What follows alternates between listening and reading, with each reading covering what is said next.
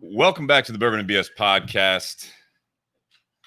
This is episode 125. I'm Steve Crane. I am joined tonight by the one and only AJ Kazmierczak. Hey, guys. And Dallas Allen. How you guys doing? Dallas, welcome. Make sure you talk into the mic. Directly into the microphone. I forget. Yeah. The captions misspelled my name, which I'm upset about, but they do auto captioning on this now. Oh, that's kind of nice. Tonight we are going to be drinking Johnny Drum from Willet. Apparently we also have a very large bottle of what I like to call a hangover in a bottle, which is Weller Special Reserve. That's my go-to. Yeah, it's just like my go-to if I want a hangover. If the day ends in Y, let's crack it open. You have a problem, sir. We're going to be smoking CLE Corojo, the 1118 size, and we're going to get into that a little bit on the significance of that size and that cigar here coming up here. So part one, we are going to be sponsored by Tinder Box at Easton. So thank you, Tinder Box at Easton, for sponsoring. We do have at Tinder Box at Easton, our sponsor, we have CLE and Eroa special going on. So if you're interested in that, there are 5 cigars. It's 20% off. It's, got to remember this, Eroa, first 20-year, the first 20-year Colorado, the Corojo, Eroa, and also the CBT, as well as the CLE Connecticut. So those 5 cigars, Robusto sizes for the Eroas, and a 6 or 4x60 Connecticut, and that is $49.95. So if you are interested in that, check our sponsor, Tinder Box at Easton. If you're in the Columbus area, stop by, pick it up. If not, they can ship it. They do shipping about once, twice a week. So fantastic. Also, Altadis USA, we've got one of the new ones we just recently reviewed on this show, the Reserva Real Nicaragua, bright blue band. We had Josh Bentley on here a few weeks ago and reviewed that one. So check that one out with Josh Bentley. Hear more about that Reserva Real Nicaragua, which is blended by AJ Fernandez. Also, Cigar Company. I got a gold and a silver with me as usual. Check them out. The gold is Plasencia tobacco made in Nicaragua, and the silver is made at La Zona by Eric Espinosa. So, yeah. Also, patreon.com. OnlyFans? Not OnlyFans. Oh. If you want to plug your website, onlyfans.com, what's your dancing name? Yeah, you can't come up with it. No, I don't know. The tap dancing Viking. No, it's not that good. I don't want to see it. Patreon.com/Bourbon and BS podcast. If you guys want to help contribute, it does make a big difference every month when we're able to afford to post the podcast, do the StreamYard thing, all that good stuff. It helps out a lot. So thank you guys very, very much. It keeps us going. Guys, how are you? Good. Yeah? Not too bad. Good or not too bad? Okay. Good, honestly, because of the fact that I'm not working in the 90-degree heat currently. I was earlier today, just not anymore. And for the next 8 days or so. Right, yeah. Super excited about 92 on Friday. How about you, Dallas? I'm actually pretty excited because I'm usually on the other side, so I'm usually a viewer, so it's actually kind of cool to be on this side of it now. It's kind of long-time listener, first-time caller? Yep. I had to bribe him. I bribed him with a 12-pack, not a case. I don't like him enough for a case. A 12-pack of Mick Ultra to come on tonight. And I had to get permission from his better half. So We're good. Covered all the bases. Yeah, by the way, yeah. AJ, congratulations. Hey, thanks, bub. Yeah. AJ fooled someone. Would probably be accurate. Well, we're going next week for testing on blindness and deafness because definitely, like, we talk about how there's a reacher and a settler. I'm the reacher, and I'm totally cool with that. No, yeah, completely okay. I got engaged. Yeah. Congratulations on the engagement. Ellie, sorry about your luck. It's not too late. We can talk if you need to. 2 blinks for I need help. I was gonna say, yeah. Send a message saying, "How are you?" if you need help. Easier now than when the I do's start to go. That's right. That's right. It's cheaper too. You guys are supposed to be on my side. Can you pop that and pour this in there? We're gonna drink some Johnny Drum, the CLE Corojo. The reason that we're smoking that, not only is there a special at our sponsor Tinder Box at Easton, but the CLE Corojo. It's all right. Well, it's because Nate popped the cork early. Never want to do that. Never go early. You never want to go early. Don't pop your cork. No, I got a chance to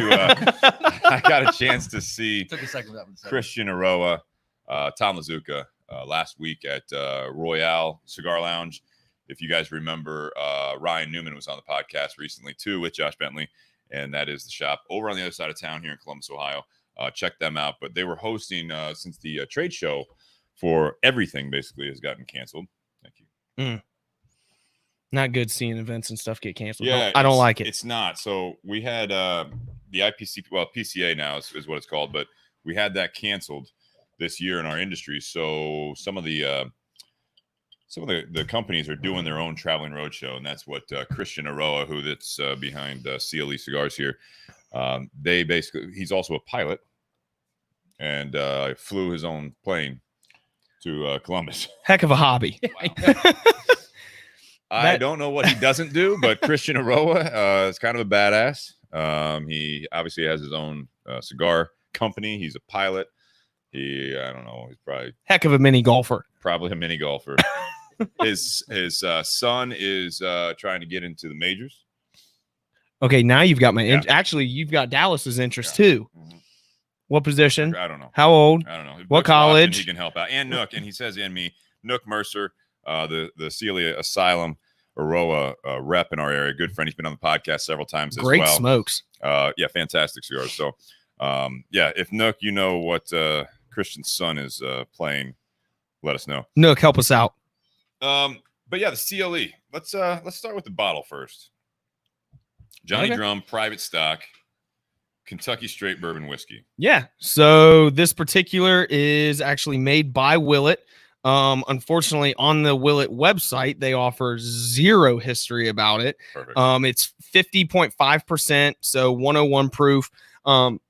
Excuse me, obviously Bardstown, handmade in the heart of the bluegrass, famous bourbon country, containing only the finest natural ingredients and aged to the peak of maturity, a bouquet, character, and You have taste. to speed read it. You're on the. I'm like, People are know. listening to you. It's not like you're bothering them. Yeah, slow down. but I feel like I am. This is our private stock, the proudest achievement in the art of bourbon making. If you feel that you're going slow, go slower. That's right. Good advice for anyone. I did Public see. speaking 101 right there. I thought it was kind of cool. Yeah. Again, I'll dive right into the marketing of things. I don't know why they felt the need to put this, but I thought it was kind of cool that it says every drop charcoal filtered. Like normally they're just like, 100% of the drops. yeah, charcoal filtered, and this was like, make sure every drop Mm-hmm. has been charcoal filtered. Yeah. All right. While you're trying to read, Hey, okay. Willet is not distributed here in. Unfortunately, That's really good. I like it. It's brighter. Yeah, Willet's not distributed in Ohio, unfortunately. So we are. You got this where down in Kentucky? Yeah. So little side shout out to the Party Source. I mean, it's probably the closest thing we have to a Walmart of liquor, and It really- most of the time It it's really is. stuff It that we really can't is. get because Ohio's a little stricter about things. But yeah, I got this and a couple of other bottles, and then of course, as I'm walking out, there's the Willet Pot Still Big Boy. Such a beautiful bottle. Gorgeous. I wish I had that queued up to show on the screen, but if anyone hasn't seen that, is there one up there? If I would have known, I would have brought Yeah, there's mine. one up there. Yeah, the regular size, but just to look at, you mind, Nate? Oh, I see it. Such a gorgeous bottle. If Here, anyone has bring not it. seen the Willet pot still, just to see, we featured it on here before, but you can see it kind of on there. Here. Lift that up above the banner there. There we go. Yeah, just absolutely gorgeous. It looks like an old like oil candle or lantern or something like that. It's Exactly what I was gonna say. it's a pot still. I understand it's modeled after the pot still. Oh, okay. Yeah, that was. But for those that don't know, I see where you're going with this now. Okay. You know what I could see like the minis of these being featured in? Cracker Barrel. Okay. An oil lamp. They have them there at Cracker Barrel now, and now that they're serving alcohol, why not put I don't know why turn you're those into yelling, candles? but it's not appreciated. Huh? I think it's a gorgeous bottle. I think it's a gorgeous bottle.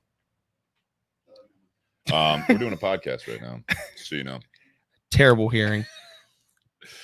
So Johnny Drum, it's from Willet, not distributed here. Right. I'm gonna pull up my It is- bourbon wheel. Bourbon Wheel, yeah. So this is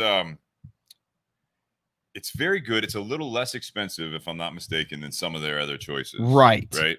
So I've got Noah's Mill inside. I've got Rowan's Creek inside, coming from Willet, which I absolutely love. This one, it has this really old-fashioned label. If those haven't seen this in person, it's kind of like that yellowish brown type of a label on there. It's almost kinda like basic old.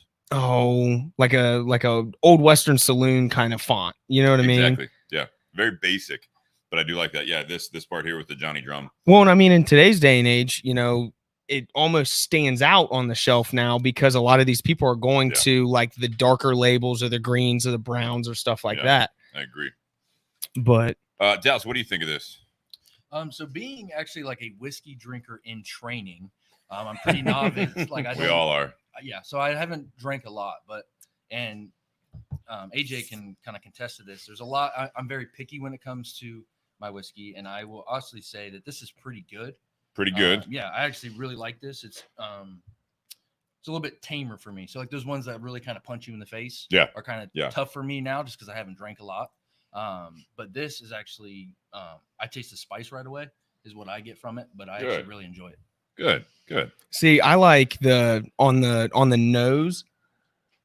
It's got kind of I think it's got like a sweeter smell to it, but I'm not sure what that note actually is. Sweeter. I think Smell it it's less. sweeter. I mean, Vanilla. I was gonna say I see what you're saying with the spice as well, though. Yeah. Mm, I've got a little bit of spice, like a cinnamon.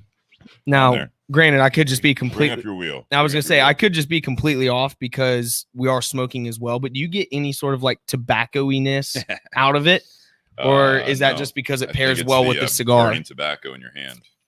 And well, I think they pair well together. We'll just I do too. we'll hit that on the head right now. I do. Nate, did you saw you pick up the microphone there? Yeah, but now it's in your hand and you have to talk. Now I get kind of I get a lot of fruit notes, and then kind of a mint, like almost like an effervescence mint type with a little bit of a cinnamon to it. Yeah. That's something I've like gotten to learn as I've drinking more, that depending on the person, you can get completely different notes. Like not everyone is going to have the same taste at all, which I find interesting. No, I think that goes with anything. You know what I mean? That's why there's the preferences. Not everyone likes the same foods. Not everyone likes the same drinks and things of that nature. But yeah, I can get that mint that you're talking about. I kind of thought it was more cinnamon, but yeah, I get a little bit of mint on there. And what's cool is, you know, this is why I like, and I'm so glad Jake, the first time I came on the podcast, showed me this bourbon flavor wheel. Is there's basically 3 levels to it, right? There's super wide range, you know, the fruit, the spice, the sweet, and then you can dive deeper and deeper. Like I got the spice, but I don't necessarily get the mint out of it. You know what I mean? But I feel like it's on that spice. Yeah, wheel, though. yeah. Is that how that works? Yeah. So you start on the inside and then go 1 ring out and 1 ring out. Yeah. And so like under the spice category, you have everything from leather to tobacco to mint to black pepper. And me, you know, maybe it's just because it's in my head now, I get a little of that black pepper on the finish. Okay. You know, not to beat a dead horse, but do you get it going back into your nose at all?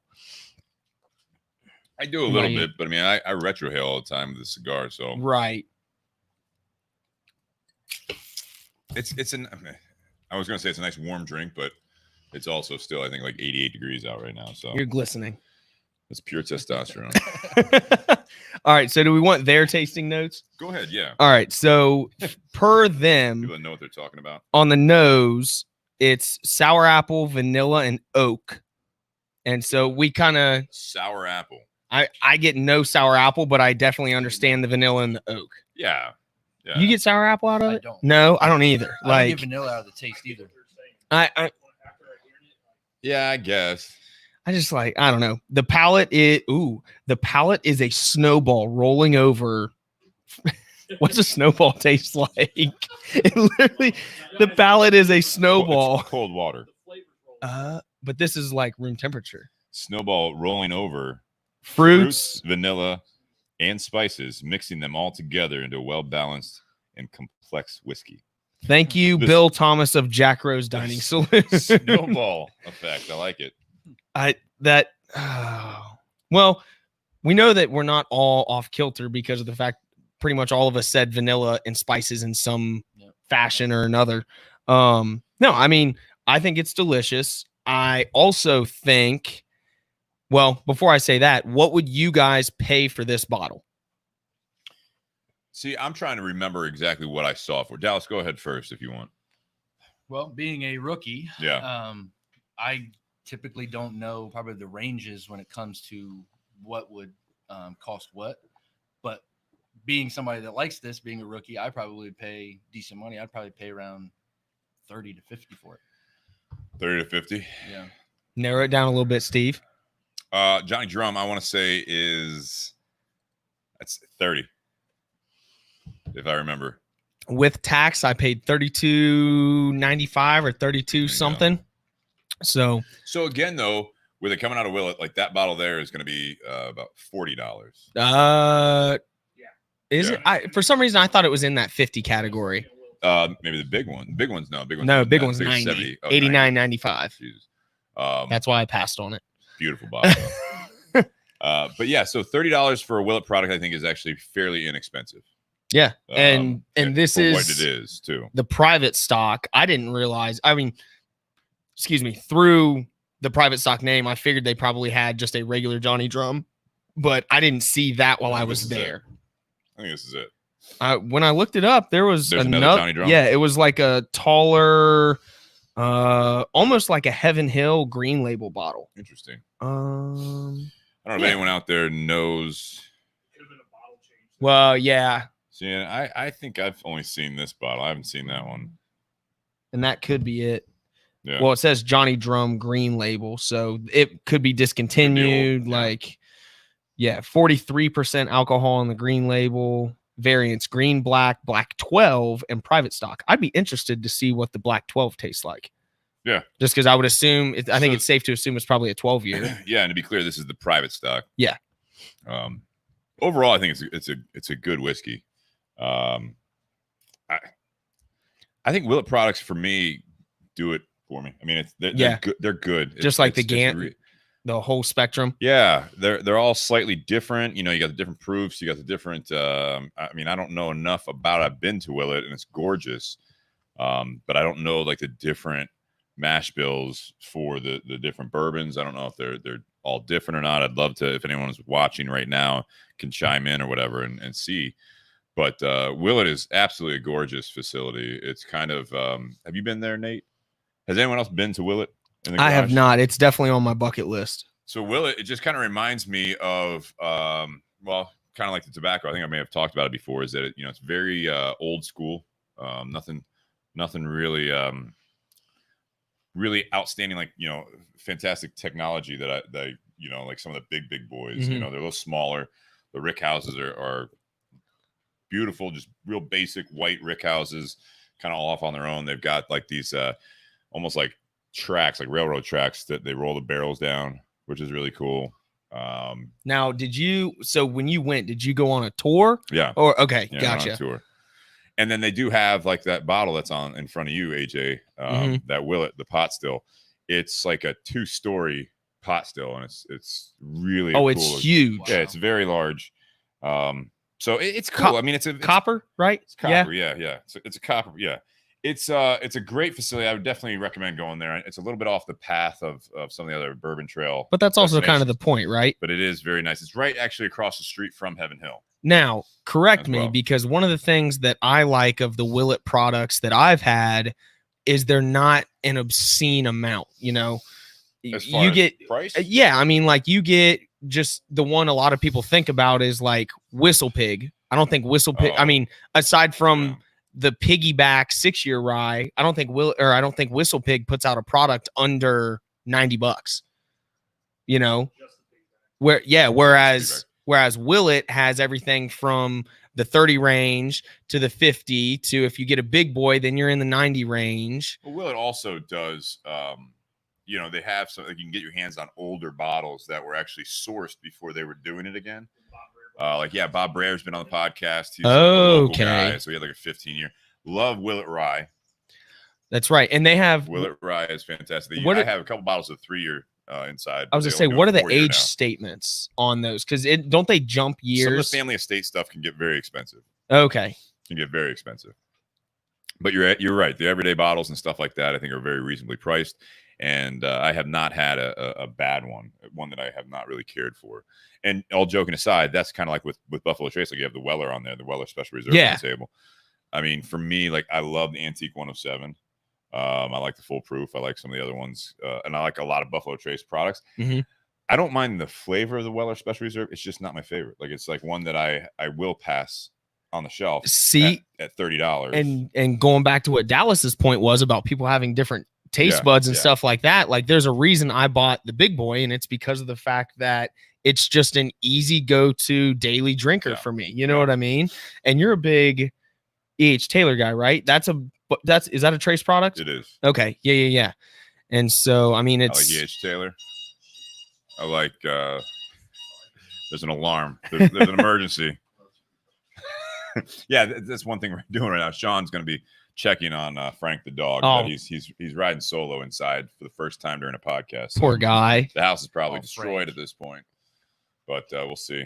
It'll depend. Fire. I don't see any smoke right now. It'll depend on his facial reaction when he comes back out. So if you see Steve jump up quickly, just pay no mind to it. Yep, Nate will come on.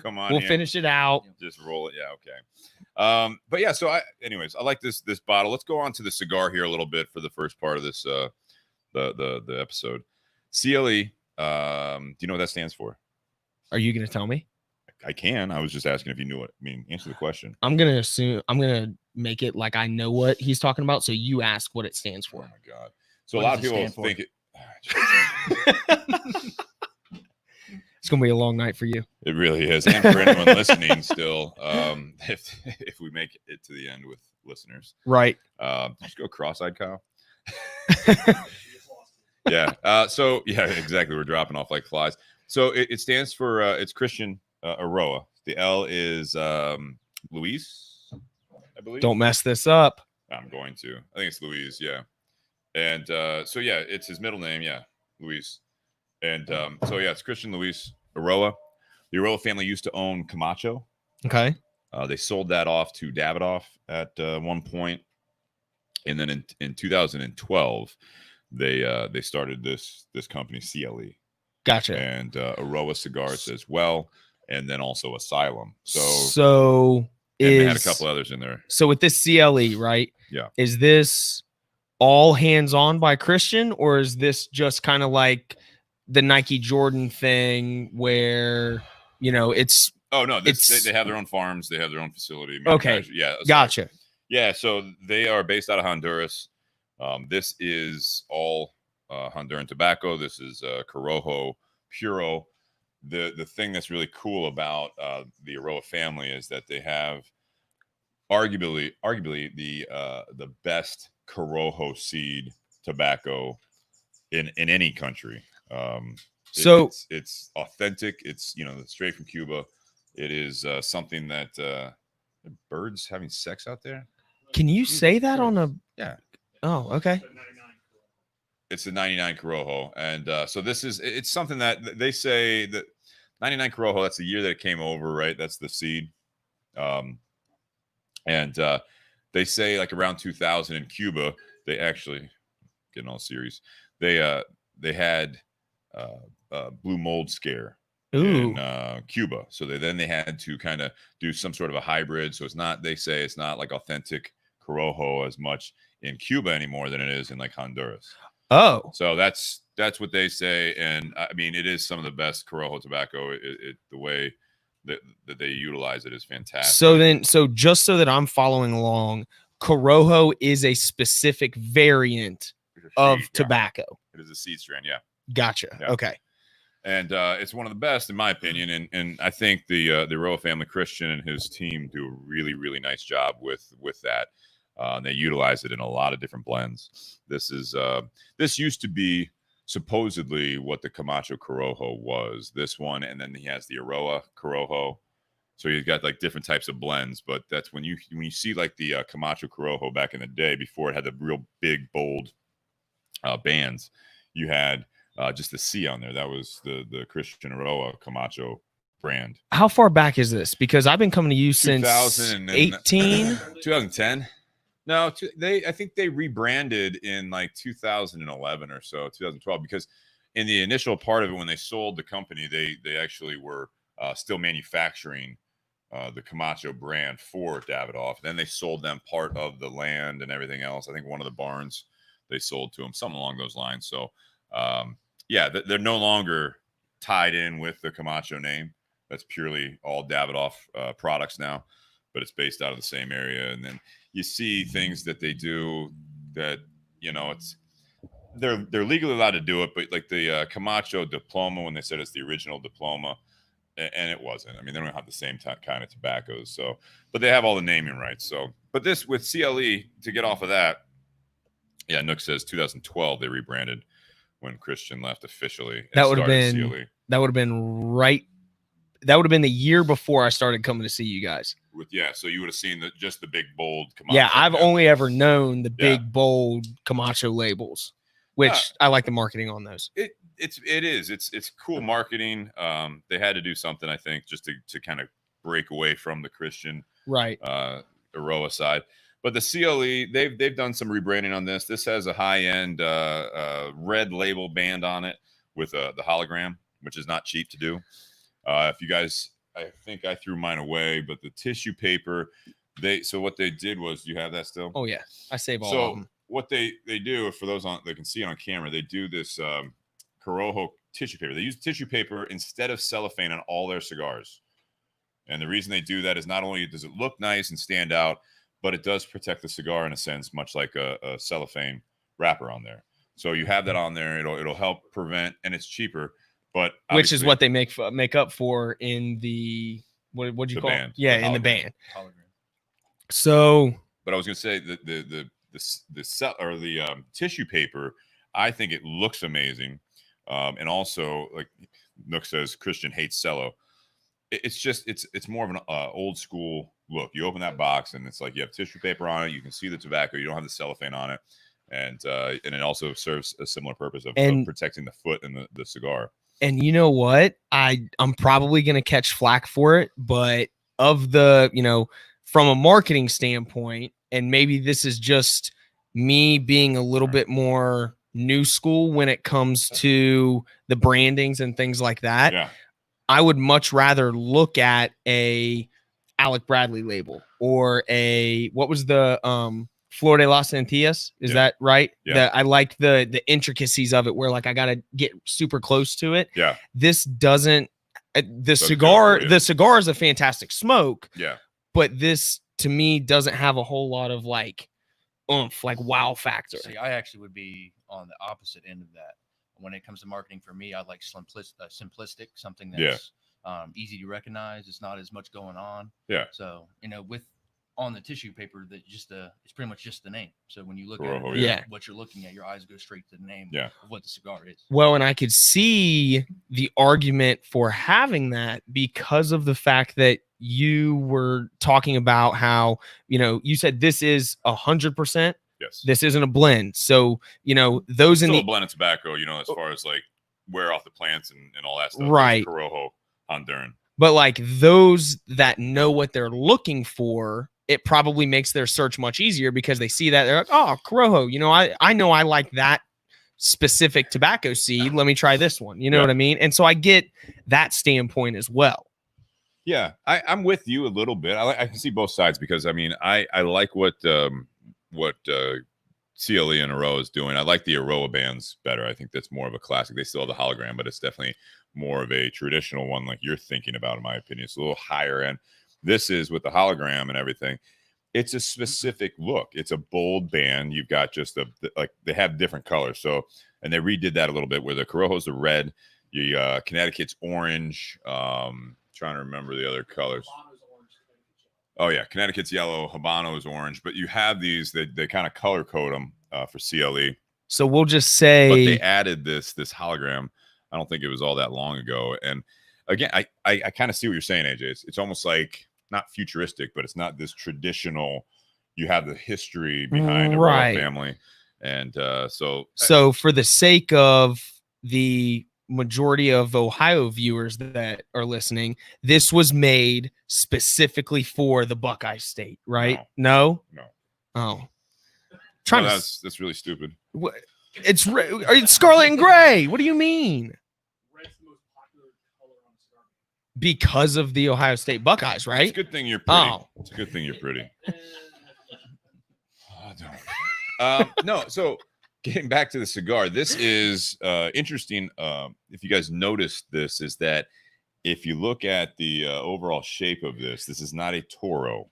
This is what they call an 11/18.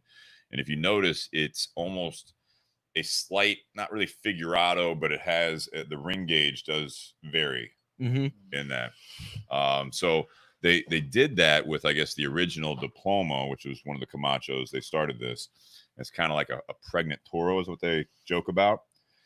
And oddly enough, with that being said, the 11/18, the only significance really there is that it's Christian's mother's birthday. And so that's why he's very fond of the size, and that they do this a lot. Wow. See, now that alone, I mean, like I said, we'll get into how it tastes because I think it tastes amazing. But that alone, hearing stuff that has stories behind it, that makes me want to buy this cigar more. You know what I'm saying? Yeah, and it's unique. And I think that this does, I'm always surprised by, especially that size, because the construction of it, the draw is easy, but not airy, in my opinion. I don't know about you guys, but it's a really easy draw. It's not anything you really like having to work at. It's one of the, I mean, I've had some smokes where like I'll smoke on it and I feel like I really have to drag on it to get that full mouth feel. This, like you said, very simple. You don't have to put a ton of effort into it. Yeah. I like it, and I think Nate has something to say. Go ahead. Now I had a question about the size. Maybe Nook knows this. Is the Corojo the only blend that they do the 11/18 in? No, actually, and we just received the Habano and the Connecticut in the 11/18 as well. Cool. Now, I don't know if they do the 11/18 in other brands like Asylum or Aroa. He would probably definitely know that if he's still watching. But yeah, so they do other blends. He probably tuned out after AJ started talking about the Buckeyes. He was like, I can't do it anymore. Yeah, well, Nook went to Michigan. Oh, sorry, Nook. But no, and you know, I'm someone with the marketing background. I like to think that I key in on small details. I didn't even notice it until Nate pointed it out, and then when you hold it a little farther away, it's very clear to see. Like you said, it's a pregnant Toro. Yeah, it almost just looks like they messed up on a Toro. Yeah. You know what I mean? Like they overstuffed it in a certain area. What I was thinking. You know what I mean? It's kind of like, oh, this is someone's first day. Yeah. But it's intentional. Well, and here's kind of what I want to know, and maybe I'll taste the difference or not, will it taste different when I get to that thicker part? You know what I mean? Or is it because of the blend, it's still going to taste kind of the same? So in theory, it would. Right. But I don't think this one does as much. What? I want to know more about this. Nook said the limited Aroa Yamastron. Up on the screen there, if you look at that. The limited Aroa Yamastron, that was something that they did with Yamastron's a region in Honduras. I like the name. Very good cigar. We were talking about it the other night at Royale, and one of the things that I liked it. We got the Yamastron in, and it's a very good cigar, medium bodied, very complex, a lot of subtleties in my opinion, but it was pricey. And so you had limited edition, the 11/18, I forgot about in that one, and then also a Robusto, and the Robusto was coming in on our shelf about like $16.95 originally, and so it was pricey for a Robusto. And is it one of those ones that, you know, you should still try at least once? You know what I mean? I think so. It's interesting to me with the Aroa stuff, especially like the old Camacho. So kind of like that bolder typically is what I associated Camacho with, not before, or actually before they rebranded and they were going with the bold and all this stuff. But I think of like the Triple Maduro or now the Aroa CBT. The Corojo has a lot of flavor. Yamastron, this Aroa Yamastron, it was nice. It was in my opinion, like a cigar smoker's cigar. You if you were looking for like some of my friends and also customers and just people that are in the community, they look for, like, if it's a medium body or a mild cigar, they're like, that's not very good. It shouldn't be $15 or something like that, because it's almost like the whiskey world where it's like, well, if it's not barrel proof, it shouldn't be expensive. You know what I mean? Like you shouldn't have a 80 proof $70 bottle or $80 bottle or $100 bottle. There's a like a mind frame behind yeah, it. there's a train of thought, I think, behind that for a lot of people. And so I think that sometimes when you have that, when you're smoking more of those boutique cigars or the bolder cigars on top of that, you don't even really care to pay, $20 for a mild Davidoff, because you're just like, I don't get anything from it. And I definitely, not saying the Yamastron was like that. Well, but I definitely can understand that point. I would never say, oh, you shouldn't pay X amount because it's not dark or because it's not a high proof. However, I also understand why those, and maybe this is just me not knowing as much as you do about the cigar industry. It seems to me like a lot of the higher priced cigars are usually medium full to full body. So they're not. That's okay. What I'm saying. Like a lot of them aren't. You can get both, really. I mean, like there's a lot. Like you think about like Monte Cristos, you think of Davidoffs, you think of some of these names that are known for the more mild cigars, and they are going to be some of the price for $15, $20. Well, and I think the last time I was on, we kind of discussed that. Are you paying for the cigar and the tobacco? How much of your, I think it's $20 is spent paying for the name? You know what I mean? This, I don't know how much this is. I'm sure we'll talk about that, but I feel like I'm smoking this because it's a good cigar, not because of the fact that it's a CLE Corojo. You know what I mean? So, what if I told you this was a $15 cigar? See, and I was kind of thinking about that. If I had to guess with my limited knowledge and stuff like that, let me take a note. In Dallas, you don't have as much frame of reference on cigar prices, if I'm not mistaken, which is fine. So I could tell you this for $20, and you'd be like, "Yeah, that sounds right." Unfortunately, perfect. Come see me. Go see after this. See this Davidoff case. The reason there's no prices on this, even though you're telling me that, I would still not know the fact that I would buy it. Yep, so. I'll take 3. No, I mean, I think I would pay 12 for this. Okay. I think I would pay if this is actually 15, I would probably pay 15 for this on a holiday. Like we're getting ready to celebrate the 4th of July, and walking in, let's say I don't know a whole lot. I see the red and the white, the, patriotic aspect of it. You tell me it's a good smoke. Oh, by the way, it's $15. Yeah, sure. No problem. Let's go ahead and do that. But if I come in on a regular Tuesday, I would, for that 15 range, I would probably lean more towards like the Liga Privadas, some of those in that, just from a personal standpoint. Yeah. So how much does it actually cost? About $10. I'd pay that every day of the week. Yeah. So it's about $10 cigar. The CLE line is around that price point, right? 8 to 10 ish. Then you go into like the Asylum, and they're actually, I think, typically a little bit lower. Actually, they're going to be barely pushing $10 on a lot of their blends. And then now you have some of the Medulla Obligatas and some other things from Asylum that are also under the umbrella that Christian works with Tom Mazuka. I do like that smoke a lot, actually. That's a $9 cigar. So yeah, exactly. So Nate's saying the Asylum Corojo is less than this. So you got Asylum, you have CLE, then you have the Aroa line, which is kind of like their flagship line. I might have found my Saturday smoke for 4th of July.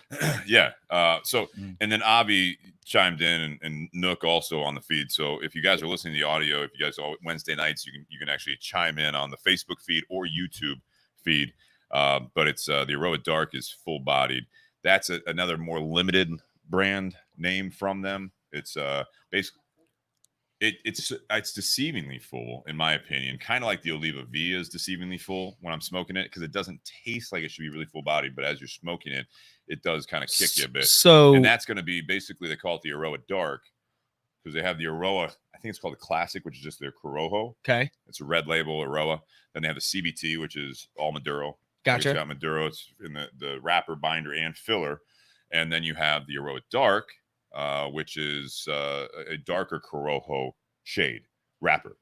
Okay. So that's why they call it that. It's more or less, it's part of their Corojo tobacco, but it's a darker shade. It's bolder.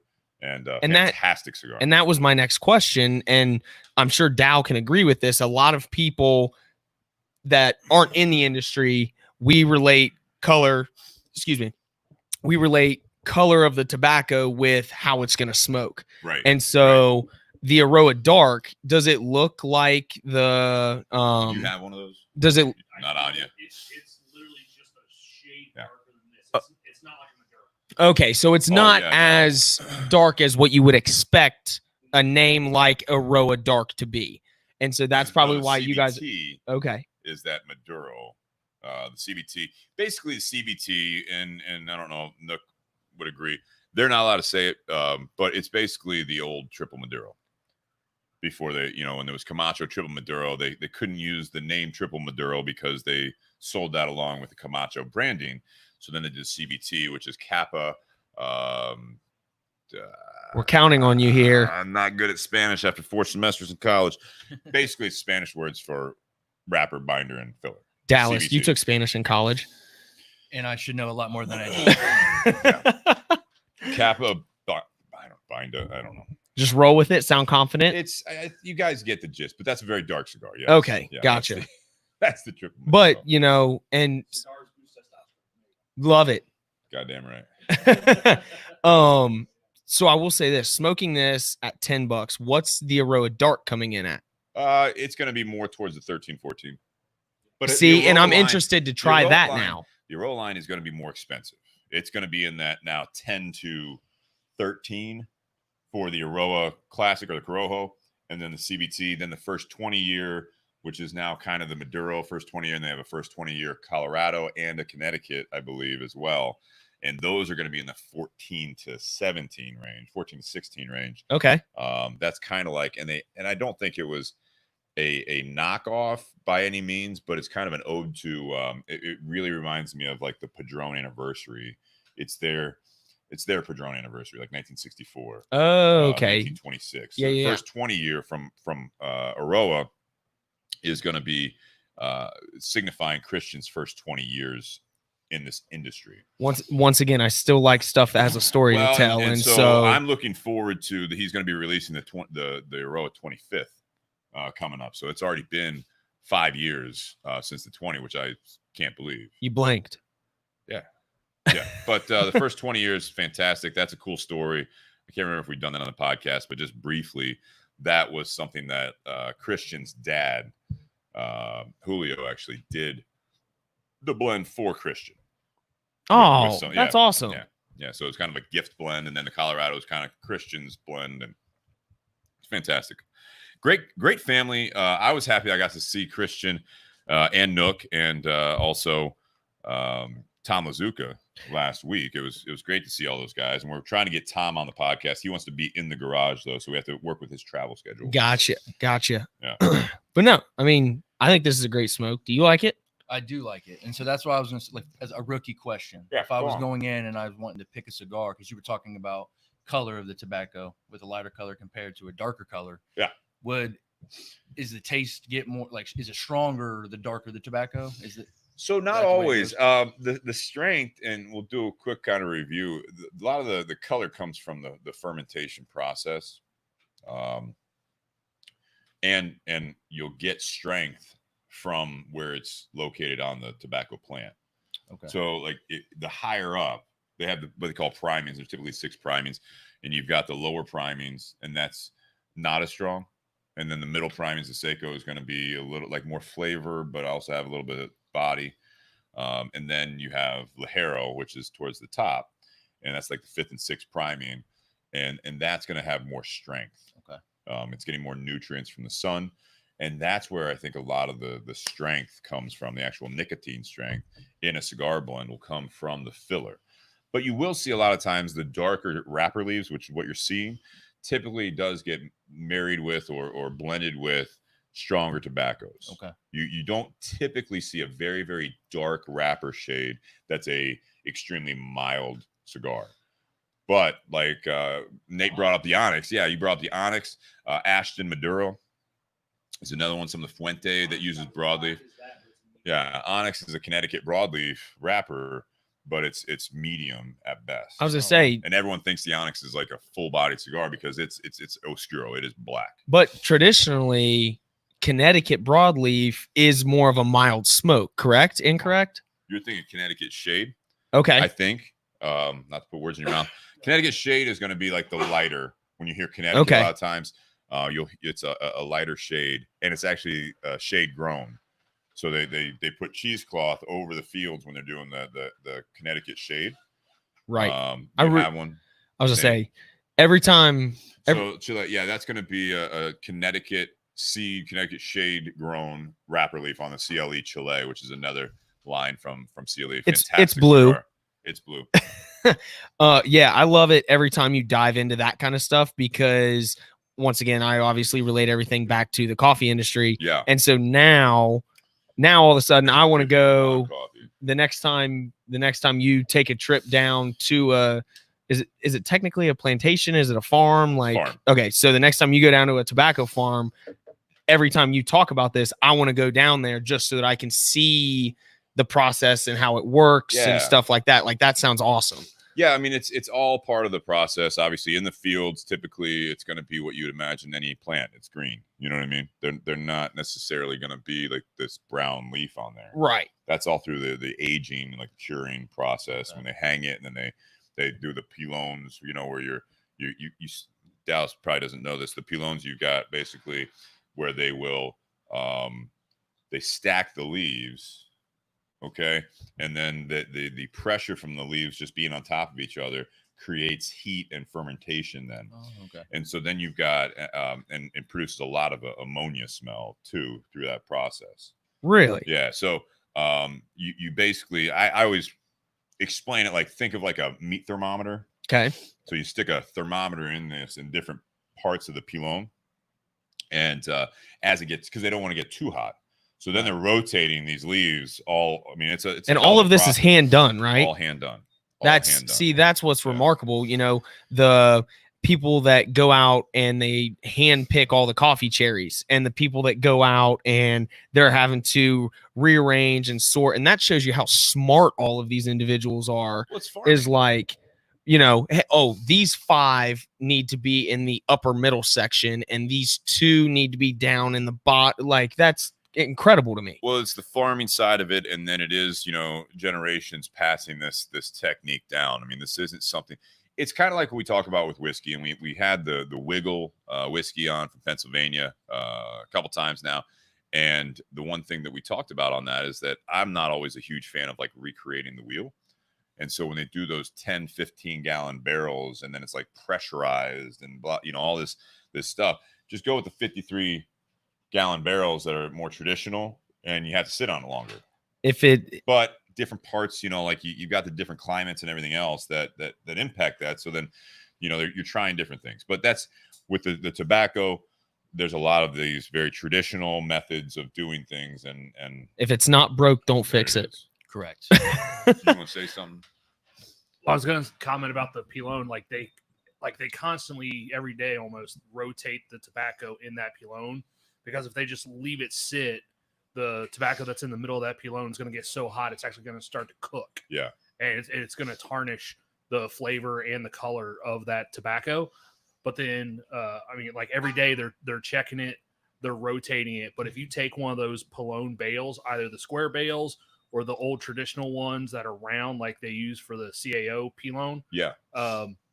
If you were to like open up one of those stacks and stick your face in it, there's a ton of flavor, but there's also so much ammonia that I've seen people pass out. Yeah. Oh wow! I wonder what what is it called where it's like there's a percent return. Like you put 100% of the tobacco leaves in, right? And they're do what? Yeah, the yield. I wonder what the yield is on that. You know, how many of these leaves do get tarnished and ruined in this whole process? You know what I mean? I don't know. I mean, it's not like whiskey where you're the angel share. You know what I mean? You're not losing. Yeah, like that. that. Yeah. No, yeah. I don't think it's Okay. like that. It's more the barn, right? So like they have. So I haven't been to, unfortunately, Nicaragua or any of those places. I've been to Cuba. Been to Cuba, but they weren't at that time aging tobacco in the barn. Okay. But it's exactly what you would think in DR. I mean, but in feel free, but the Cuba, it's what you would think. It's not nearly as nice as I mean, because it's poor country, right? I mean, even though that's the money maker for part of the agriculture there. Yeah. Like I was out at I'm gonna draw a blank. What's his name? Hirochi. Not Hirochi's farm. You were at a farm. I was at Yoshi. No, I gotta think of it.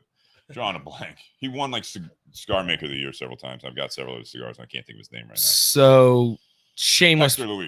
Hector Luis's farm. Sorry, Hector Luis down there, and his barn was definitely more rustic looking.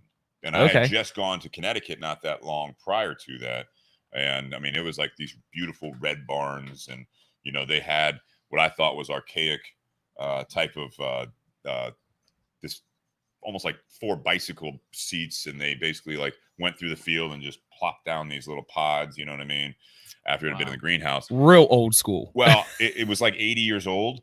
I showed it to the guy down at Hector Luis's farm when we were in the barn. I was like, is this how you guys do it? Because in Connecticut, the Altadis farm, they've got this machine that like sucks down the seeds like that are already like covered, like a little instead of like tobacco seeds, like in a palm you'd have like hundreds of seeds. That's how small they are? Oh, super small. I didn't know that. And in Cuba, they're more or less still doing it that old fashioned way where they're just going through the field and they're throwing these down. Well, in Connecticut, they call it palletized. And so they've got like fertilizer in these little like balls. And that's something that they put then in the pod, and then they go through this. Showed the guy down at Hector's farm, and he's just looking at this thing. He's like, bring me one of those. I need one of those. Because like to them, like this is new age technology. No kidding. Right? Yeah. That just kind of shows you walk into the Tinder Box, right? Yeah. And you've got all these massive different cigars.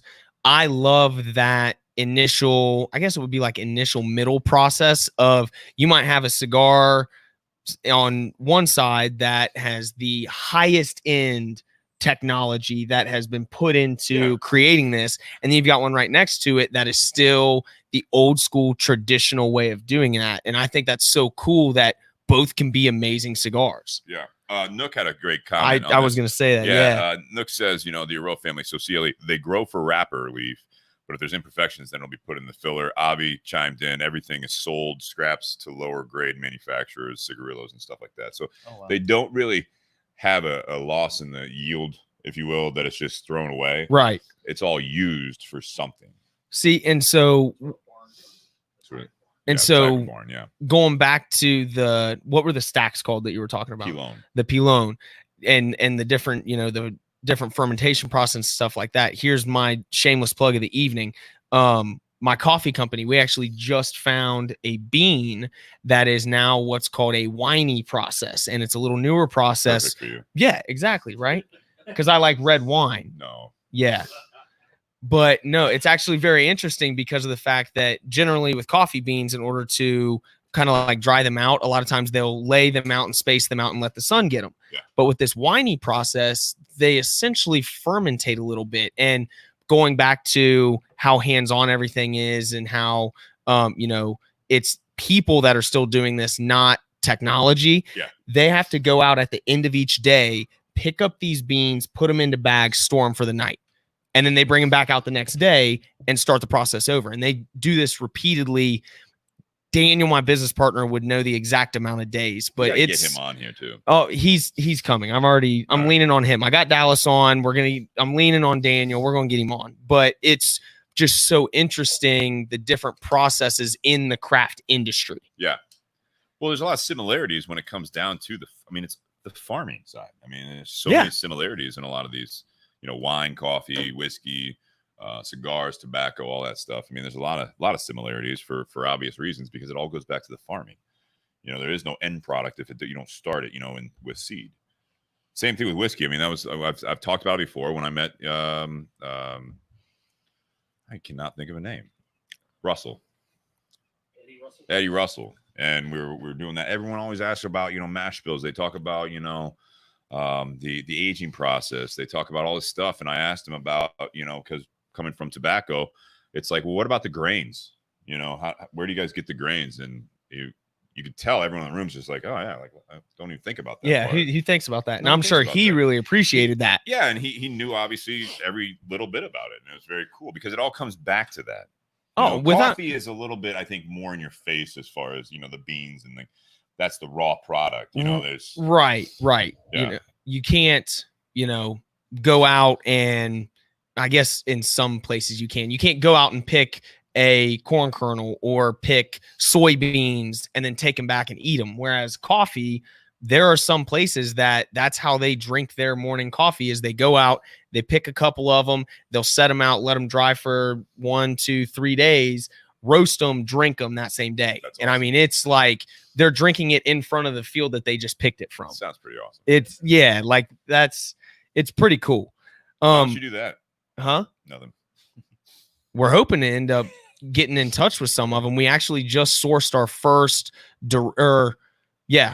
direct trade. And so we're slowly getting to that point.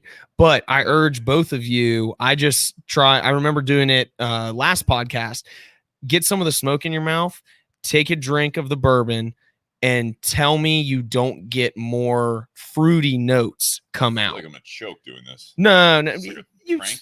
No. Like it, and it's not. And Steve vomited for the first time. Draw, hold the smoke in, let the smoke go into the cup. It's like a cannonball, like take a hit off of a bong. Yeah, exactly. What? Take a rip. Come on. Is that what industry you used to be in? No, I've never smoked weed. Caddyshack. But so smoke. Inhale, drink, smoke behind the ear. Yes, save it for later. Come back to it. Got it. But no, I was expecting. I mean, in the last time we did it, right? I can't remember what bourbon or whiskey we were drinking, but the spices actually came out. It actually looks way cooler. Nate has a Glencairn off screen, and the smoke is just sitting in it. A magic trick. So wait, you're supposed to have the smoke in your mouth while you drink. Now, hang on. Here. If you can't do this, I know it's going to be really Dallas, embarrassing when first. I try. All right. Let's see how this goes. So you blow it. What? Why would you do that? So you blow it in there. Because it is super fruity. I definitely was going to choke. I was like, all right. So as you're talking, I'm like, all right, so I'm trying to hold the smoke in my mouth. I just inhaled everything I just put in the See, that's why Steve wanted you to go first, so he doesn't look as bad doing it. But I'm just glad I did not cough and choke and really look like a rookie. But what'd you used to do? It does actually change. Nothing. No. I'm not going to make myself. Tell me that's not way different from your regular sip of the bourbon. It's sweeter. I think I like it. It's sweeter like that. I think I like it more pairing it with the cigar than I do just the bourbon by itself. That was delicious to me. I would pay $40 if it tasted like that every time. Per glass. No. What? No. Yeah, it is. It's good. I like that. Yeah, it's a lot of work. Yeah, but I mean, too much work for me. Good things take time. Yeah, and effort. I just want to chime in and say I appreciate you guys kind of teaching me this stuff because, like I said, you're all ears. Really, I can tell. Yeah, he's so zoned in. For those on the audio, Dallas has been here the entire time, and we're gonna get more out of him in part 2 for sure. Part 2 is definitely Dal's. More, but I do appreciate learning that because when I go for either a whiskey or a cigar, it's fully off of the flavor what I'm tasting because I have no knowledge of the other stuff like you were saying. So giving me that knowledge now, I think it's going to help me going forward. I think it's interesting, right? I mean, when you learn more about it, it's not just getting a cigar and smoking it, and then your only real tie into it is the vacation you're on or the wedding, the holiday. The holiday. hanging out with the boys or whatever at the bar or whatever it is. I mean, once you start learning more about it, there's more identity to it. I think that's with anything, really. Oh, yeah. Whiskey's the same way. Like a lot of people, when I first started drinking whiskey or whatever, Scotch it's like, oh, older it is, more expensive it is. Oh, this does taste different. This tastes hopefully better because I spent more money on it. You know what I mean? I think isn't that a terrible feeling? It's a terrible feeling when you find out that that's not always the case. And you're like, how much? I gotta be honest. Cigars the same way. Like we just had the new Cohiba Royale come in, and people are like, "Oh, is it worth the $29?" And I'm like, I'm the absolute wrong person to ask about this because you've probably smoked more than anybody else. Well, I smoked it for free the first time. I thought it was a very good cigar, and then if I'm going to walk into a cigar shop that I don't work at, I'm not going to pay $30 for it because I don't spend $30 on cigars. But if you do, it's a great smoke. Much, it's a fantastic smoke. You will definitely sell that to anyone that comes in at once. I sold like 8 Cohibas today. Hey, going back to that, Dallas, you got to go see Steve. But no, like that's another reason why I wanted Dallas to come on is because of the fact that he is very all ears, intrigued about. We got people choking on Guinness in the background. But Dallas is very all ears. He loves, learning about stuff that he doesn't already know about. You know what I mean? Yeah. And so I knew bringing him on, he would be open-minded about all of this. Yeah, that's what I mean. Even every week we do this, it's fun to talk about because, people learn. I learn a lot, part 1 and part 2, a lot about more of the whiskey anymore. But, it's like I told Nook, the reason he's tuning in, he does tune in a lot. Don't get me wrong. He's been on the podcast a couple times, but just when you meet these guys too, when you meet the creator behind this, and it's not just like, not to talk, down about like, Brian and I with the BS cigars, because that's something that a lot of people that shop there or smoke it that know Brian or myself, there's the identity because we worked on that, and there's our name on there. But when it's like Christian Aroa, his father's been in the industry for years and years. His brother's in the industry. This is a family business that now he is running exceptionally well. He cares about his employees, cares about the tobacco, and even like when Nook was on last time, it was what did he say? It's like Bayer certified, I think is what they call it. Bayer certified. You go ahead if you want to kind of go into that. But the Bayer certified is kind of like a Dole for like fruits and vegetables, that kind of. It's extremely like a highly sanitized place. And when they take down, like, it's one of those things, you take down a tree, you plant another one. So it doesn't, the footprint is always very minimal from those guys. Like, yeah, I mean, they are actually one of the few. I mean, a lot of these families that own farms and factories and everything like that, they have the same level of pride, but Christian's taken it a step further and follows certain guidelines. So like anytime they cut down a cedar tree for their boxes or for the little sleeves that'll go in the boxes, they plant another tree. And then all of any of the pesticides that they use, they're all food grade. So you can literally drink the pesticides that they use. So they have zero environmental impact at their farm. Let me know how that tastes, Nate. I'm not doing it, but you could. Like, well, it's the same kind of stuff that you would find like the wax on an apple. Yeah. Apples in the grocery store have a wax coating on them. That wax is food grade. It's USDA certified. It's that way it is. It didn't used to be, but it is now. So so you can eat it. So it's the same thing with what they're using down there. Anything they use, there's zero negative environmental impact. Yeah. See, and going back to how cool like all of this is, and having Dow on who doesn't know as much about this and stuff like that, one of the coolest things I've found from the few farm owners is, outside looking in, a lot of people are like, oh, cigar industry, it's everybody in suits and ties and, hoity-toity, and you got to have your nose in the air and stuff like that. And that's not the case with any of the owners I've met. They are all people that, for lack of a better term, you would want to go to a dive bar with and sit down and have a beer, and just hear their stories. Yeah, and Christian's much the same way. Tom, especially Tom Lazuka, who's Asylum, he's a business partner with Christian. He was the Camacho rep for this area, actually, and that's how they got to know each other. And then when you know, he sold Camacho. He went into business with Christian and started the Asylum line. And he's very much that person. Christian, you could, you know, sit down at a dive bar with him or sit down on his plane. Yeah. You know, he's got his own plane.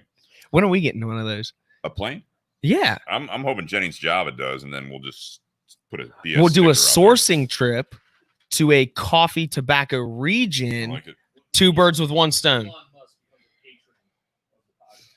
Yeah, we can send him a tweet. Hang on, let me give him a call. No, but Dallas, that is kind of the thing, is that, you know, that's why I wanted to do a CLE tonight, because I do like their cigars a great deal.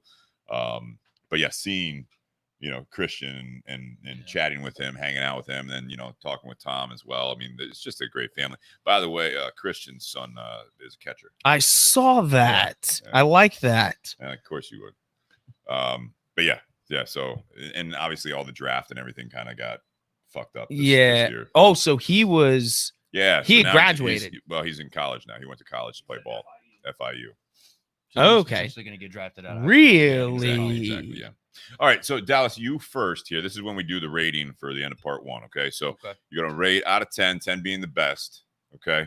The cigar and why, and the whiskey and why, and then the pairing and why. No right or wrong answer. There's absolutely a right answer. You're being judged by everyone watching. That's why don't judge me too hard. The whole entire time we have talked about how much of a rookie I am. We have thousands of viewers. Right. So we talked about how much a rookie I am. 16K right there. It's not 16. We talked about that I'm mostly going off just flavor alone. Yeah. So I think it's a raw review from you. It definitely is. Yeah. So with the cigar, it's I think that I will always be somebody that's more suited with the mild, something that's not as bold and is going to kind of kick me in the face when I am smoking it. So I actually would recommend this to other rookies. So this is something that I think I could smoke a lot. Like anytime that I was smoking, this would be something that I could choose. Yeah. And then I think it's the same thing when it comes to the whiskey as well. I think that is something that I can sip on regularly. And then together, I even failed at the inhaled drink that Kaz had us do, but together he was bad at explaining it. I thought it went flawlessly. Well, you know, I don't know what I'm doing over here, and I just inhaled the entire cigar in one drink. But and you took it like a champ. Drank the smoke, swallowed the exactly, breathed in the whiskey. I'm all fucked up. It was all smoke, and I just tried to stick my tongue in there to get a little bit of taste of the the whiskey. But he waterboarded himself. Smoke boarded. He smoke boarded himself. But so this is going better than I expected. All together, I like them together, and if I would rank them out of 10, this would easily be an 8 for me. The pairing, like together, I think probably be 8s across the board. Okay. Cigar alone, whiskey alone, and also together. Solid score. AJ, you make me go next. I'm trying to think. So, age before beauty. Yeah, go ahead. So I think that I agree with Dallas. This falls into that category of smokes in that $10 range that if I brought somebody in that didn't necessarily know what they were looking for, this would fall into that. Like for me personally, I would recommend, this. I would recommend the BS Gold is a great kind of like intro to seasoned veteran smoke. I personally still really like the Camacho Ecuador. I kind of throw all those together, and then I forget, but there's a couple of Alec Bradleys that I would throw into that mix as well, as far as, you're not used to smoking cigars. Here's 4 that I think you would like. Pick what wrapper you think looks cool. You know what I mean? Like band. What band looks cool. No, I think I would say the cigar flavor wise, I got to separate it. Flavor wise, I'm giving it a 7.5. The marketing wise, I'm giving it a 6.5 just because I like the stuff that has a lot more going on with it. The whiskey, by itself, I'm probably going, I would probably say in all, I would give it a 6.5, 7, but in the $30 range, if we're just capping it at the $30 range, I'd probably give it an 8, maybe 8.25. I'm probably getting a little too critical, but then doing the scale out of 1,000. Yeah, but then 125 out of 1,000. But then paired together, I'm giving the experience an 8.5 easy. possibly an 8.75. I mean, it tastes better together. 8.3. Just take it out to a 10th. All right, you don't take it out to a 100th. 8.5 to 8.7. How's that? It's better. But 8.75 sounds better because everyone knows it's 3/4. Yeah. You told me to go next. We should have just skipped him. Dallas, you and me for part 2. AJ, good to see you. Stick it. You can keep. I'll see you guys later. Car running though. Dallas is gonna need a ride. I can do that now. I know you can. All right. So I think the whiskey I do take into price. I take price into consideration very much so when doing this because I think it is very relative. Blind taste testing is great, but once you know the price and we're reviewing something, always plays a factor. It's a factor, right? So the value added part of this, the Johnny Drum, I think this is a great bottle. This is one of those bottles that unfortunately is not available on the shelf in Ohio at all, let alone on a regular basis. You know, I didn't take that into account. That's a good thought. $30. If this was on the shelf all the time, I would probably have a bottle in my collection at all times. Not like stock up on it, but like, all right, I need it. Well, when I go there, we just finished the Johnny Drum last weekend. I got to grab another one. Yeah, not something you keep 2 or 3 of. Yeah, so it's an 8. I mean, it's definitely an 8 for me on this Johnny Drum because I mean, $30 for a solid bottle, great flavor. I think we can all agree that both of these, the Johnny Drum, if you can get your hands on it, are 100% worth the buy. Yeah, I think the cigar. I've had a construction issue on this one, but it's still smoked. I love the size of this and the story behind it. The story is what makes it. You know, it's not just a Toro; it's an 1118, and I think it's very, very Mom's birthday. Cool. Yeah. You throw everything at it. I'm with you on the marketing. It's not my favorite. I like the Aroa branding a little bit better. I like the Asylum branding. If you didn't notice, which you didn't, either of you guys or anyone in the garage, sorry. Notice what color is the CLE band? Oh, it's modeled after the Ohio State Buckeyes. Oh, God.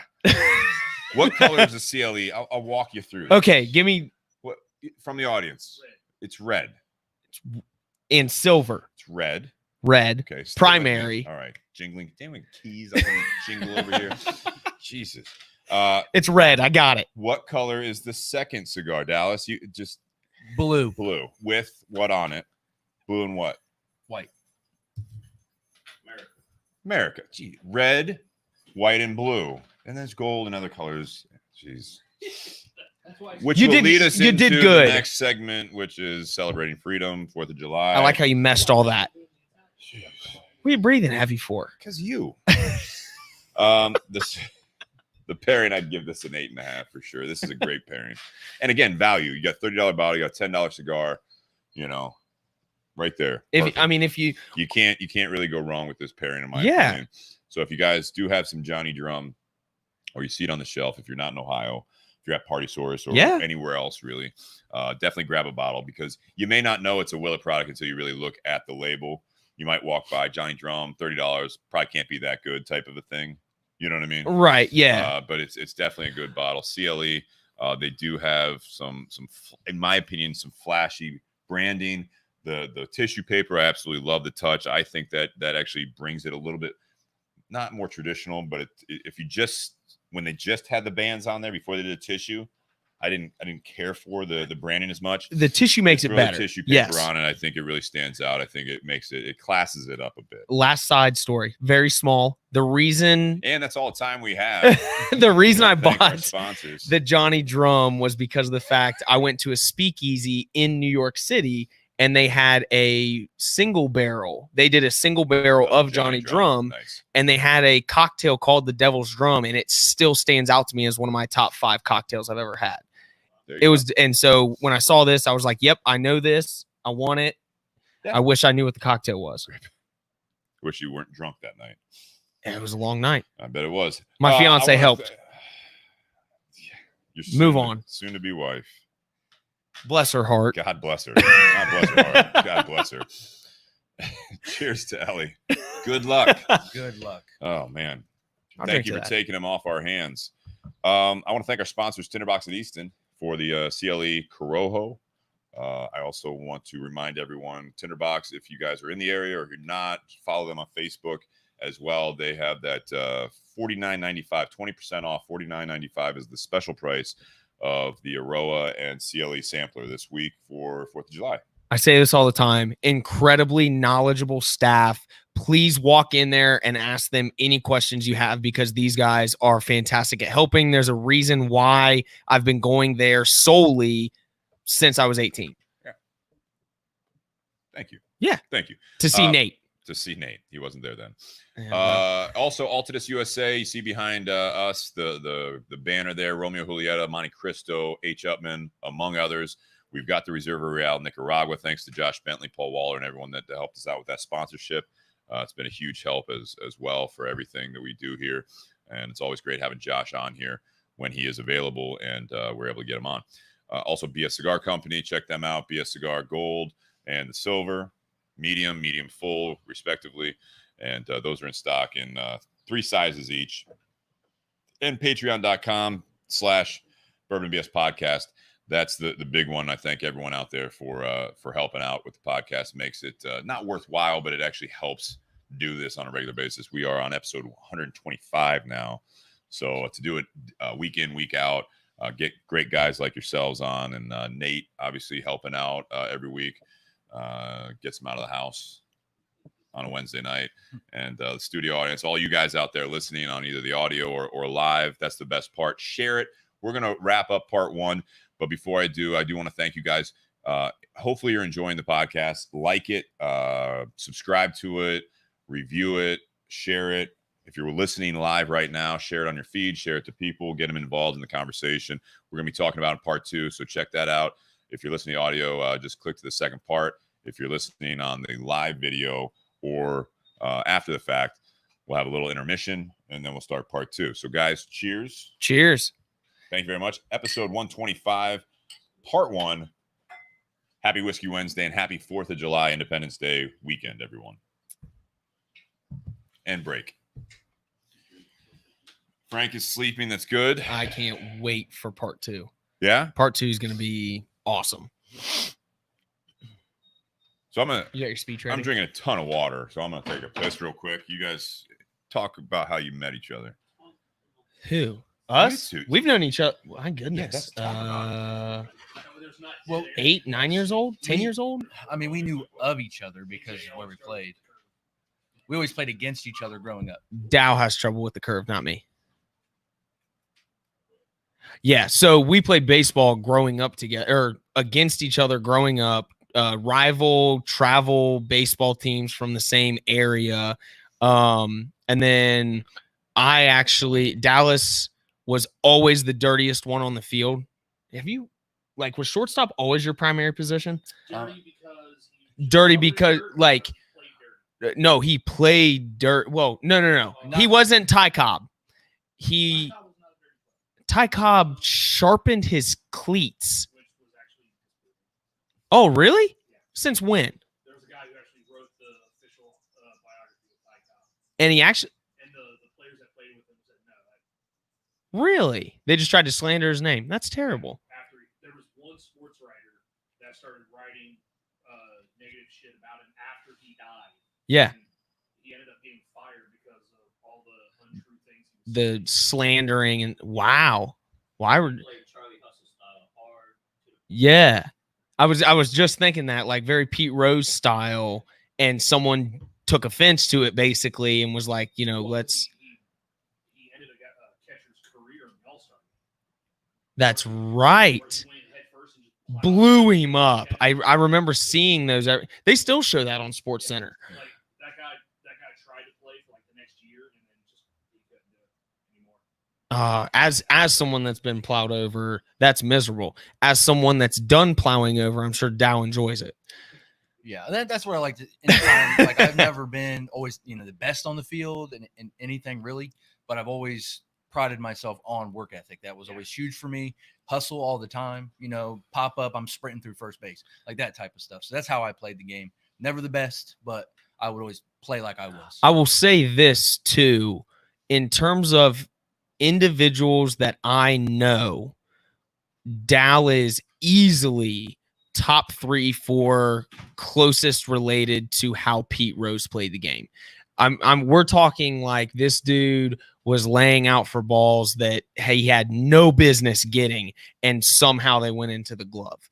And then, well, so short story long, we grew up playing ball against each other. Dallas went to Grove City High School. I should have went there. We lost sports for a semester. I transferred. Dow stayed at Grove City, played 4 years there. Then we went to college and played ball together at Muskingum University. But one of the stories that I always love to tell, and Dow hates it, you want to talk about a tough SOB. How fast do you think that ball was coming? They said about 95 to 100. So we're in summer ball, right? We're playing in this college wood bat league, and we're doing a doubleheader to see who goes to the national tournament for this league. Dow's pitching. He was always our closer because what did you top out at? What was the best you ever threw? 87. It's respectable. As someone that caught him, it seemed faster than that, but we brought him in because his off speed was nasty. His fastball was good, but this dude just laced one up and sent it right back to Dow. And how much metal you got in your face? I have 3 metal plates and about 28 screws in the right side of my face.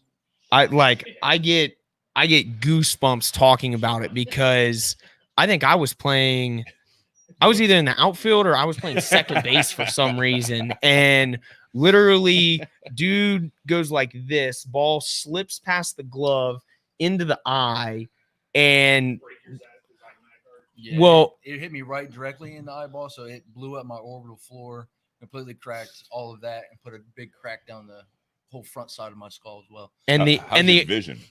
The vision actually is not bad at all. I had a little blurriness once they were able to open my eye because you take a ball to the face. It was all swollen. So like once I had surgery, they had to like pry it open and I had to take eye tests and that type of stuff. And it really, my vision came back really well. Do you wear contacts or glasses? None. You're going to have to pull up that picture at the end of the night for these guys. But like I said, I get chills telling this story, and I'm sure he does because obviously it was like, to him. But first time in my life. Thanks. Yes, I love when we talk about this. Like, dude literally fell to the ground and just starts screaming that he can't see. So all of us, like, we're just frozen. And it was, wait till you guys see this picture after the podcast, because it was wild. And dude comes back and does just as good, if not better, the next. I mean, how long were you out for? You weren't out very long. No, it was. Who has BK? That is my uncle.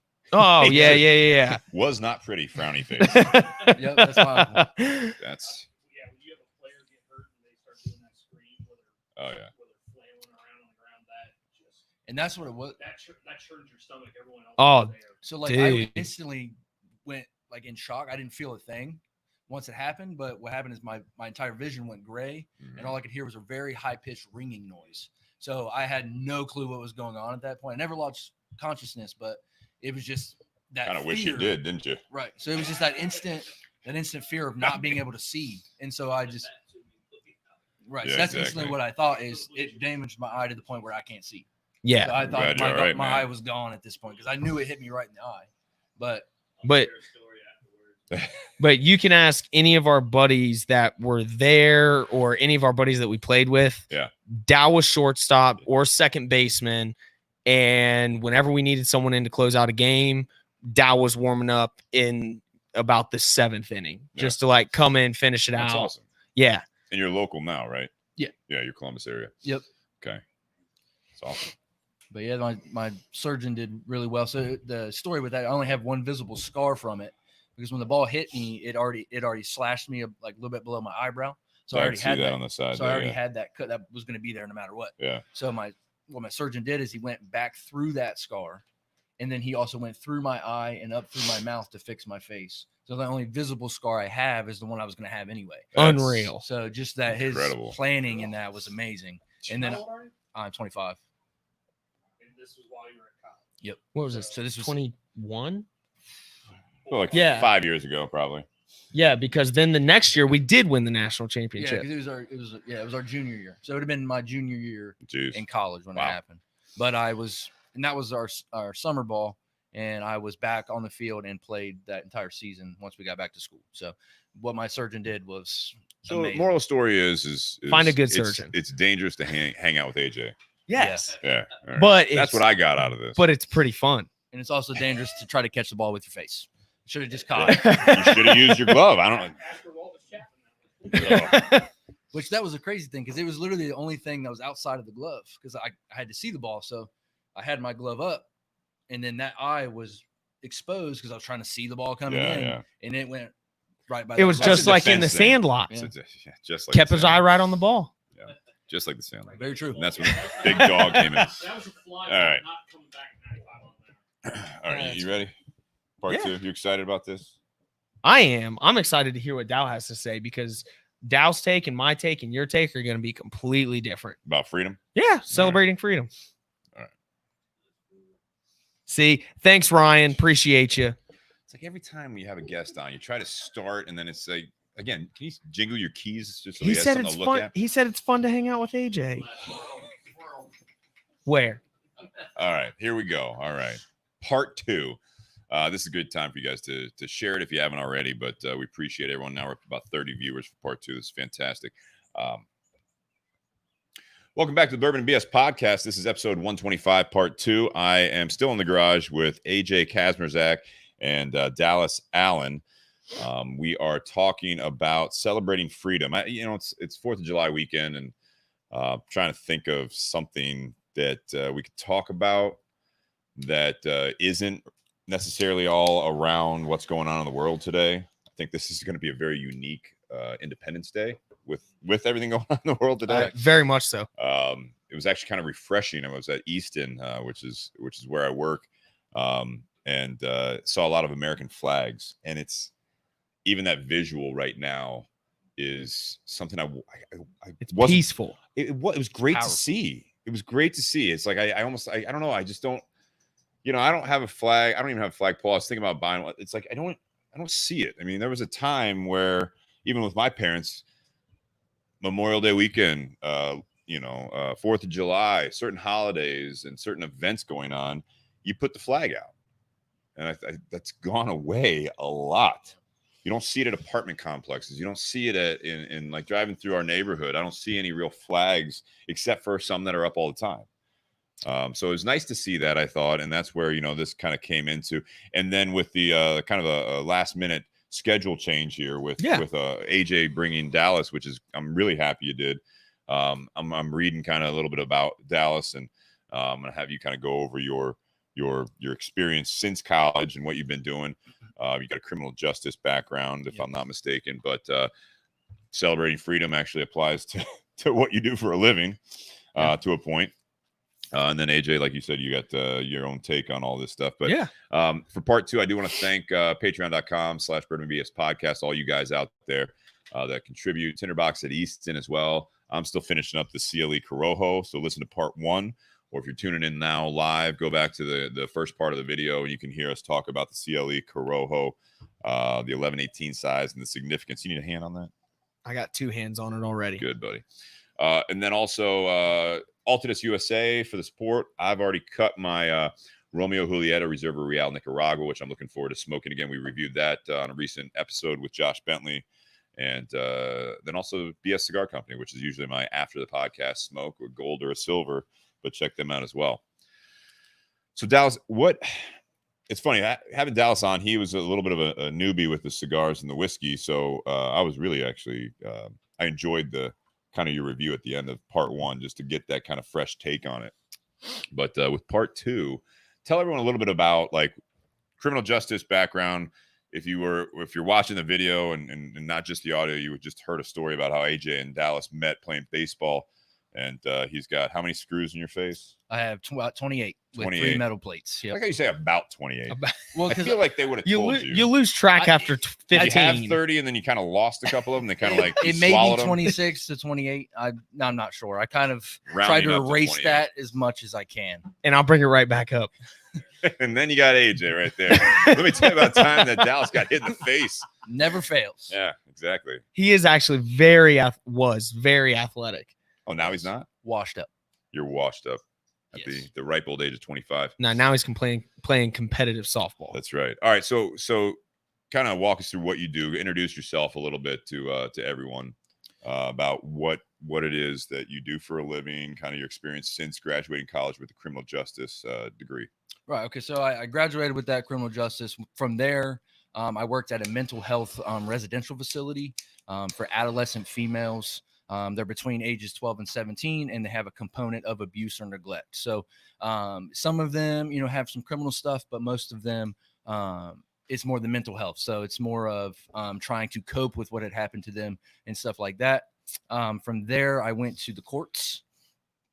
So I worked as a pre-sentence investigator. How long were you doing that first part? About a little bit over a year. Okay. I was actually a supervisor there. I was a shift supervisor. So I was kind of in charge of second shift and stuff like that. Gotcha. From there, I went to the courts. I worked as a pre-sentence investigator for about a year. There I met with youth and their families. The youth committed a crime. Okay. What I do is I meet with them and their families. I talk to them, kind of learn more about their background, the offense itself, and then I make a recommendation to the court of what their sentencing should be.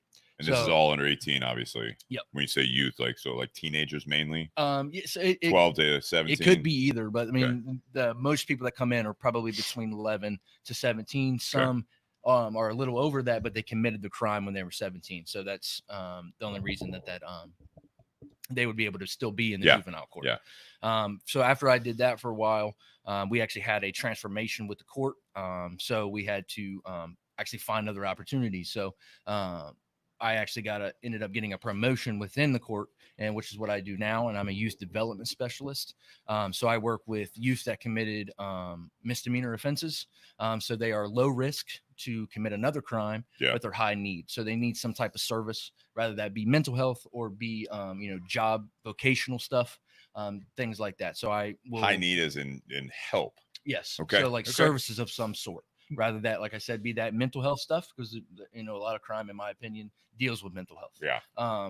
Or it's just services. They need help finding jobs because, they might be poverty ridden, don't have any opportunities for jobs. So I would be able to put them in programs to learn their skills and then make job opportunities for them. Okay. And then, that's a field. So I actually work in the communities. So I will go to, the houses, learn a lot about the youth, be an advocate for that youth through the court process. And I've actually just started doing that. I just received a promotion before COVID happened. And now I'm back in the office getting all that good. But what was really cool and what we actually kind of talked about on the way here, that's one of the things I love about mine and Dow's relationship, is that we just pick up right where we left off. Hey, what you been doing? What's going on? Things like that. Yeah. And what he didn't mention is that his position is very crucial, because a lot of the times it's people that have had 2 and 3 misdemeanors. And what he does is kind of like a last line of defense to try to steer these people away from the path that they're going. And so what he does, he actually plays a very crucial role in making sure that, they don't commit a legitimate felony, that, they start to kind of turn things around and things like that. And so I told him on the way here, I was like, there's a couple of people that I just applaud what they do, because I could never do it. What Dow does is one of those things. Yeah, I didn't even know that was like a part of the process. Yeah. You know what I mean? The fact that you do that kind of in the background. Yep. I think so often I think of juveniles, anyone really, but it's like, you do that, then you go through the legal system, but I didn't know that's a step. Yeah. So the juvenile system is very, very different from the adult system. Mm-hmm. It's more about, and the adult system's moving that way more, but historically it's not really been much about rehabilitation. But the juveniles, there's something going on in their life that the juvenile system feels that they can step in and make that change for them to push them down a better path. Do you find a lot of times it is like they're a product of the environment? Yes. I mean, like you said, mental issues. So, I mean, I'm not going to assume that every person that you deal with, every child you deal with is like someone from a poor family or a bad part of town. I'm sure that's probably, I would assume that's probably more prevalent. It is in the people majority. You deal with, the family. But I mean, well, and product of environment, I think, is something. I think that's a good step, obviously, at that point, because now there's someone else getting involved that wasn't there before. And then they don't have that positive. A lot of them don't have that positive influence. So when they're growing up in these communities, all they see, from the streets is, this is what we're doing. We got to do this. We got to hustle this way to make money. We got to do this. So that's what they see. And so those older, the older people that have been doing this, they go ahead and pick them up. They're like in training. So they go ahead and pick them up in the game and teach them how to do their way of things. So when we get to step in, we show them there's ample amount of other ways to go. There's another way to get to your end goal and what you want. You want to be successful. How much time do you spend on an average case, if you will, or average person? And that will go case to case as well. But with our misdemeanor services, we're trying to divert them away from the system. And we believe that if you are over analyzing, you can hurt them. If you try to dive in too deep and create something that isn't there, that will hurt them ultimately. So we a max want to be with them at 180 days in this unit. Now there's other there you can go to our felony probation, which would be a different unit. And that's going to be your higher risk offenders. So they're going to be there longer, and they could be there for years. Well, and not to, just because I feel it adds to the story, Dal and I were again talking about the region that he works with and the stereotypes that come with it. Explain what region and neighborhoods you individually cover. You go into these homes. So I have the west and southwest region. So we're Columbus. Okay. So we are broken inside of 270. Yep. So it's Franklin. I work for Franklin County. So it's typically Columbus, but it'll go out to like Rose City, Hilliard, and Dublin, and all the way around. But so we're assigned for each of us. We're assigned to certain zip codes. Which is a region of Ohio, pretty much. So I am west and south. So I will, be more in, the hilltop and stuff like that, which are regions that struggle a lot with poverty. They have that's what that crime. Environment that you were broken talking home about. aspect. Right. So they all they know is that way of life. So if we can just throw ourselves into that community and show them a different way, we feel that can make positive change. So, basically show them, hey, it doesn't have to be this way. You have the option, you have the choice. Right. And it doesn't work for every kid, but a lot of kids, they have no clue that there's something else that they can do. There's ways that they can get out of the situation. That actually blew my mind. The fact, I talked to a couple of individuals that have literally never been outside of the 270 belt. Like they think as soon as you get out of 270, it's just ding, ding, ding, ding, ding, ding. And that, lovely. Honestly, but there's the couple of individuals that I met, they're like, what's outside of 270? And Dal is dealing firsthand with some of those individuals that don't realize, like, hey, listen, this isn't it for you. Right. And once again, that's why, and that's why I applaud what he does and why I feel this, celebration of freedom was a great topic to bring him on for. When you talk about this, how many cases would you say you've done since you've been involved in this last several years? So with the residential, we had 26 girls in there at a time. They can be there. We were trying to get them, rehabilitated and out by a year. That didn't always happen because a lot of people don't have families. They don't have homes to go to. So we were pretty much all they have at that moment. So they would be there longer. But when I went into, do they go to like foster families after that? A lot of them. So a lot of them are involved with children's services. So, they're placed in there due to that there's really nowhere else for them to go until we can help them find those types of things. So we'll work with them, try to find independent living. So if we can, teach them some stuff, some life skills, we can put them in an independent living arrangement where they will live on their own. But it's a place that will help them with certain stuff. But they still are living on their own. But that's another way we can get services and programs to get them into that. And it sounds to me like with what you're doing, sometimes them living on their own, even though they're by themselves at a young age, that's still a better spot than what they were in. And a lot of these, and definitely my experience in the residential, they are way more mature than they needed to be, because the life experiences that they had so early in their life, they grew up very quickly. So a lot of them are more mature than, people we see out in the streets. Isn't that terrible? They've experienced stuff that they shouldn't have experienced at that age. So a lot of them have that mature stuff. They just don't have certain life skills. They have, that maturity, but they don't know how to wash clothes. They don't know how to cook their own food. So we teach them those skills. So when they are out on their own, they have that maturity, but now they have that skills that help them thrive. In the life skills there that'll help them not have that need to do some of these things. Yeah. Correct. And then the main thing of that was their mental health, because in that residential, that's one of their biggest burdens. That's what they can't overcome. When you talk about mental health, like, I mean, is there an example of a case like with that facility that stands out as one of your biggest like success stories? Oh, we have a bunch. I mean, like for you, like, give us an example. Pick one out, because that, you know, you're saying mental health issues. You know, you're saying these situations, and I'm not saying you're generalizing, but I mean, I'm curious, and I'm sure people listening might be curious. Is that like maybe like a success story that a certain individual that you really remember? Yeah. So I actually I pride myself on the rapport that I built with my clients. So, you know, I have relationships that I feel will stick on forever, because I want to continue to be somebody there in the corner for them.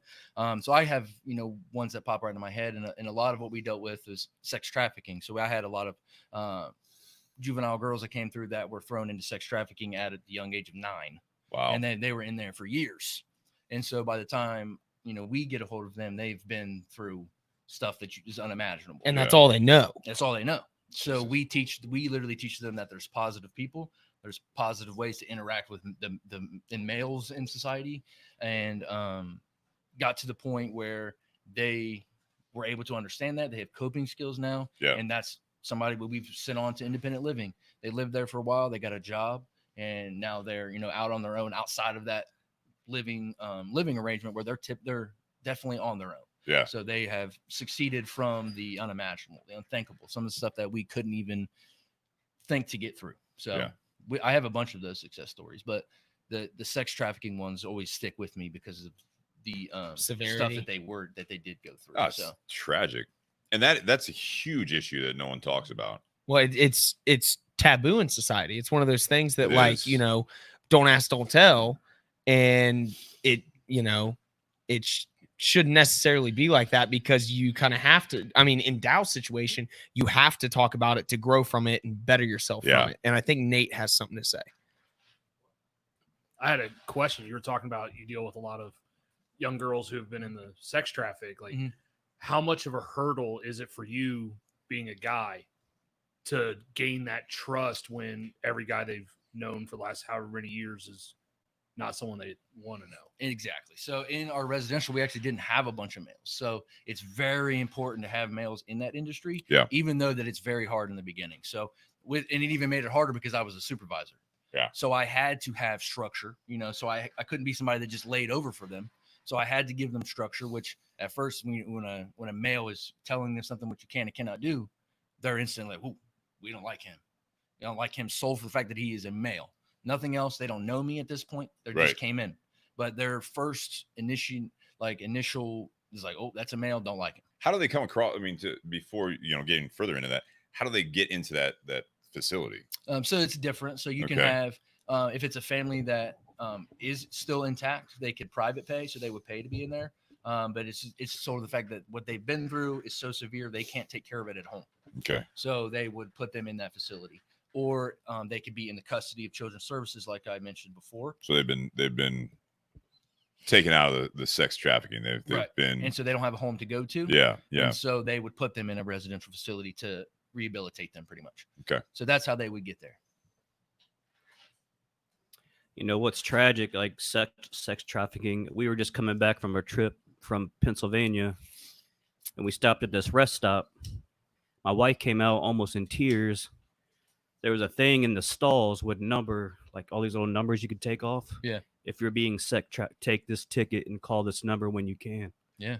Why is that even a thing in our society, right? She was like in tears, like, I can't believe, like, because she deals with that stuff and tries to help with that kind of area too, and it just it broke her heart just to see that in a rest stop restroom, because that's what happens. That's a smart way to do it, honestly. You know, if you are reaching out, I mean, that's one of those subtlety things where I assume that's and there's a little bit of success there, right? Because you can Jesus. And how terrible is that, you know, sticking with our topic, the whole celebration of freedom, that might be their celebration on this 4th of July isn't necessarily, you know, America's freedom, but the fact that they don't have to be in that life anymore. Right. Yeah. Like that's Columbus, that's it's crazy. everywhere, but I mean, Columbus does have It's a known fair hotspot. share. Yeah, Yeah. it's a hot spot. I thought of and so like Liz, my girlfriend, she listens to a lot of these podcasts and she studies some of this stuff too. Like now she's studying psychology, abnormal psychology, all this stuff. But I mean, she's fascinated by it because she is so disturbed by it to a point, and we all are, right? But it's just one of those things that with everything going on, you just don't think about it on a day-to-day basis if you're not in it or you don't put effort into doing it. Mm-hmm. So out of sight, out of mind, type of a thing. But like the Arnold, when the Arnold Classic comes into town, that's a huge, not only drug, but also sex trafficking hotspot during that time. I know that for a fact that there are numbers on that are disturbing when you hear like what goes on with all these people coming in internationally. Right. Supposed to be this big, positive, good looking body show, basically. Yeah.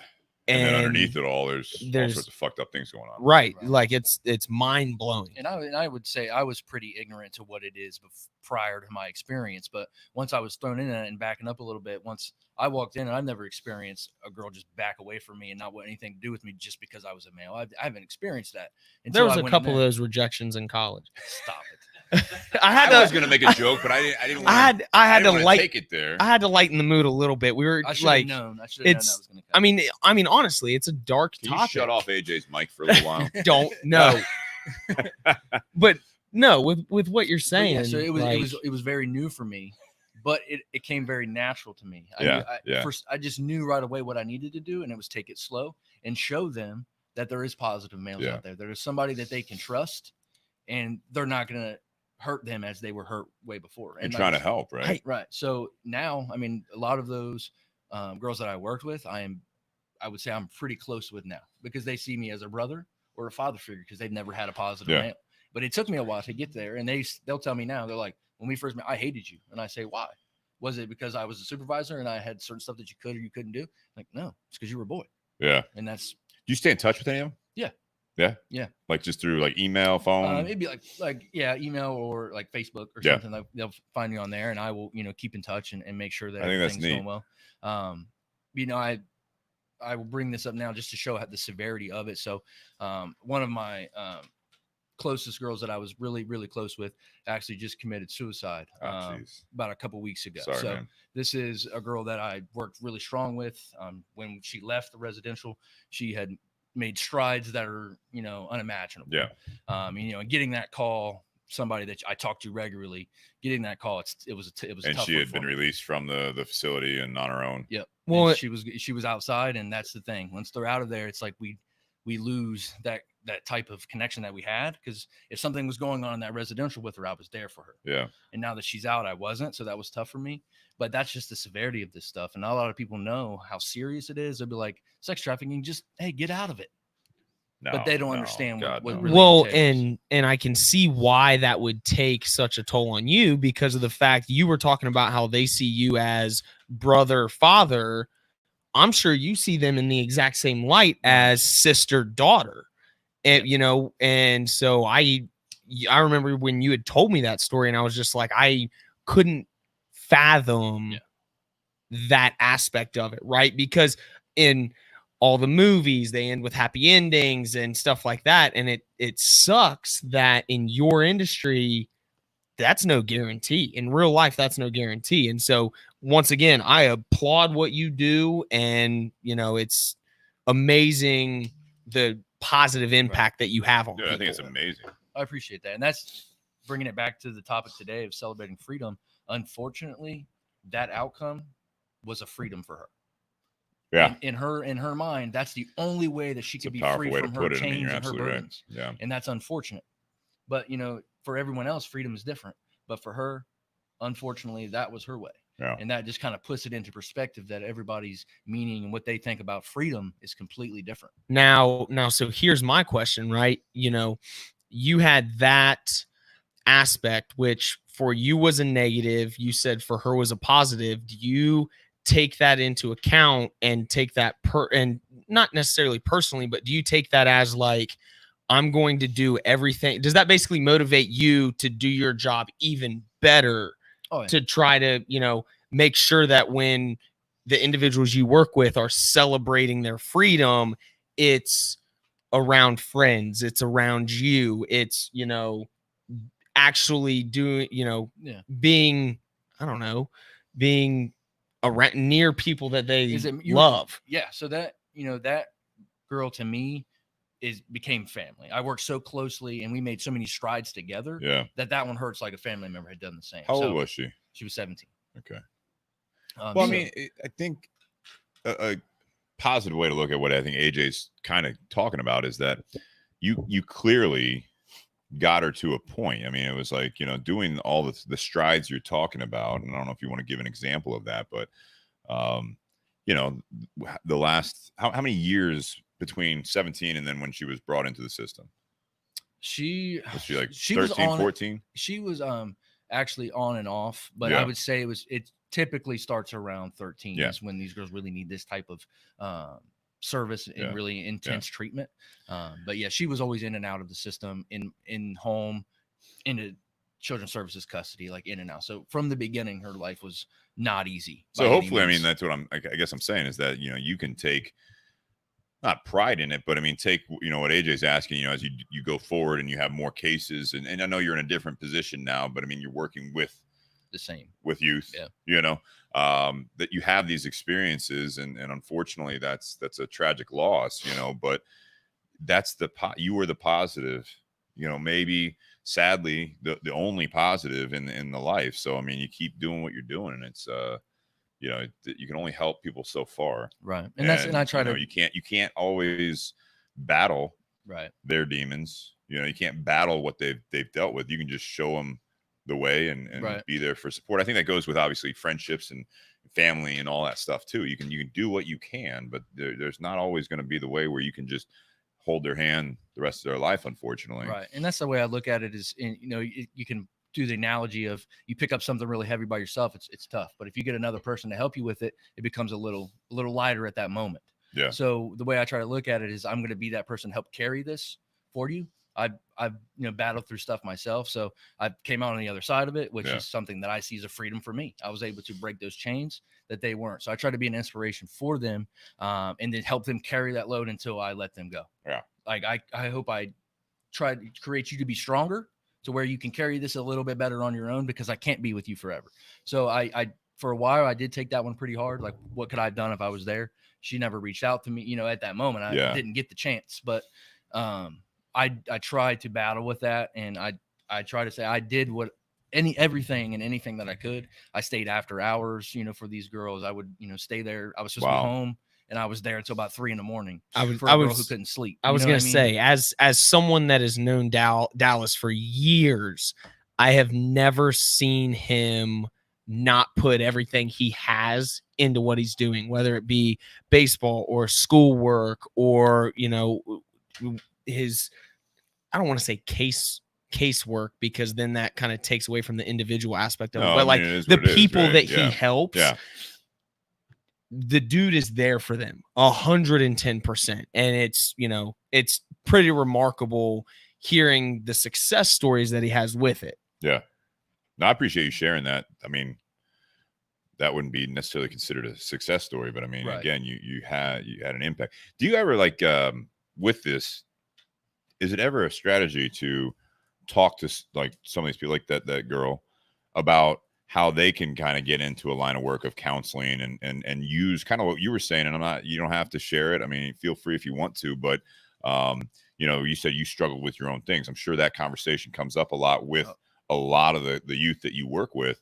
I can't imagine that, you didn't struggle with the 28 screws and going from a collegiate athlete to, to where you're at now. Well, and I keep looking at his hat. So explain your hat.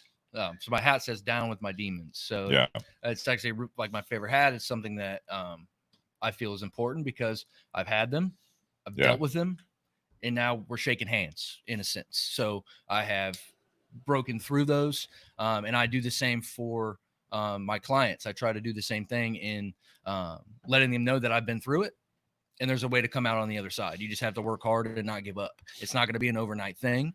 It's something that you will have better days and you'll have really bad days. Yeah. But you can't give up. Yeah. And that's always what I say. So like a lot of them, they think, who are you? So I have to sometimes you gotta kind of give your break down story. my walls. I have to let them know what I've been through and what, I try to, mental health. I don't speak a lot about it to people in, the outs, but it was something that I was able to relate with them. So I used it a lot.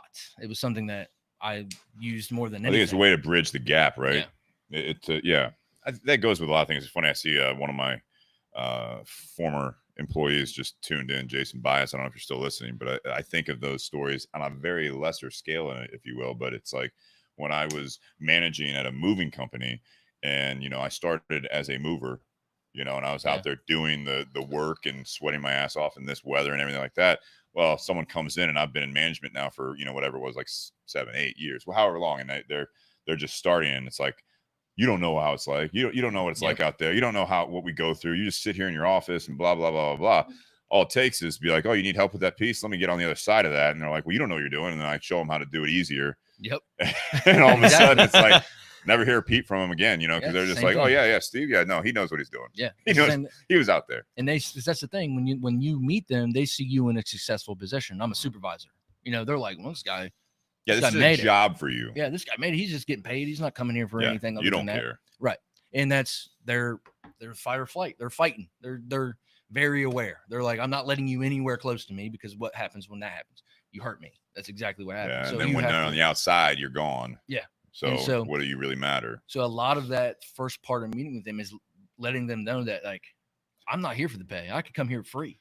That's not what I'm here for. I'm here to make a change, a positive change, because I've done it. Yeah. And so once they're able to, like, because you'll see that light flicker when you let them know, like, hey, I've been through stuff too, and look where I'm at. Yeah. And they're kind of like, wait, what? You've been through some things? Yeah, that's bam, you're in there. And now you can just start building up from there. You personalize the aspect of it to you basically break down walls. You communicate, and that's a big part of it. I think when you're dealing with people that are struggling, and no matter what they're struggling with, you have to give a little. You have to give a little bit of yourself instead of just listening. And then sometimes you have to do that. They don't want, especially friends, close friends, family, relationships, all that stuff. They sometimes they just want you to listen. But when you're trying to help someone, there's a great way to get through to them is to say, no, I can relate, not necessarily what you're going through, but let me give you just a little example of what I went through and how I came out of it. And I, like your hat says, I made peace with it and I embrace it. I still struggle, but the bigger picture is what I focus on. How, going back to the celebrating freedoms aspect, how difficult is it for you to get the people that you work with to understand, like, listen, you're always going to have these memories. You're always going to have these thoughts come back. You need to take that and just kind of roll with it and live your life and essentially be free from what used to be. How difficult is that for you to break that down? So that's because they feel that that's completely what has ruined them is that thought and what had happened to them. I never want them to forget what happened to them, because what happened to them has made them who they are today. And when they overcome it, it's all going to look back and like, I'm so strong today because I went through something so severe. So I never want you to forget that. I want you to take it, like, come at peace with it, understand that it's there, but break those walls down and know that this isn't the end of the road for you. There's a way to break through, not forget, but break through and become a better person. I don't know if you can see that on the screen there. Cindy says, thanks for being that person, Dallas. We need more people like you. I appreciate that. I think right now, especially, with everything, I think there's a lot of telling people and not listening. We've talked about it on previous podcasts with everything going on right now, in the country and in the world is having those conversations with people, like real conversations. It's not just telling people, you don't understand how it is. I think it is that active side of listening and the active side of conversation to really learn from that. Correct. And it's not easy. So if somebody, has somebody that they're thinking of right now while listening in, that somebody maybe they can help, it's not going to be an overnight thing. You're going to be pushed away until they see, well, I pushed him away, and guess what? He's still here. Yeah. So that's what they do. They would yell at me. Keep showing up. Right. So they would push me away. I'd go home, for the night. But guess what? I tell them one time, I said, you can say this all you want. I'm going to be here tomorrow, though. Right back at it. And I'm there, and they're in a better mood, and I talk to them. They see I'm not leaving. I didn't quit because of what you said to me. A lot of people quit on them in their life. And going with that, what Dallas saying to the people listening that are thinking of individuals, even as you're listening or watching this podcast, reach out to them, shoot them a text message, give them a call, check in with them, see how they're doing, because that I used to love, I still do love this song. And it basically talked about like the last call. And it was, this guy was getting ready to start singing. No, goodness, no, you do not want me to start singing. I agree. And I come to terms with that. It's okay.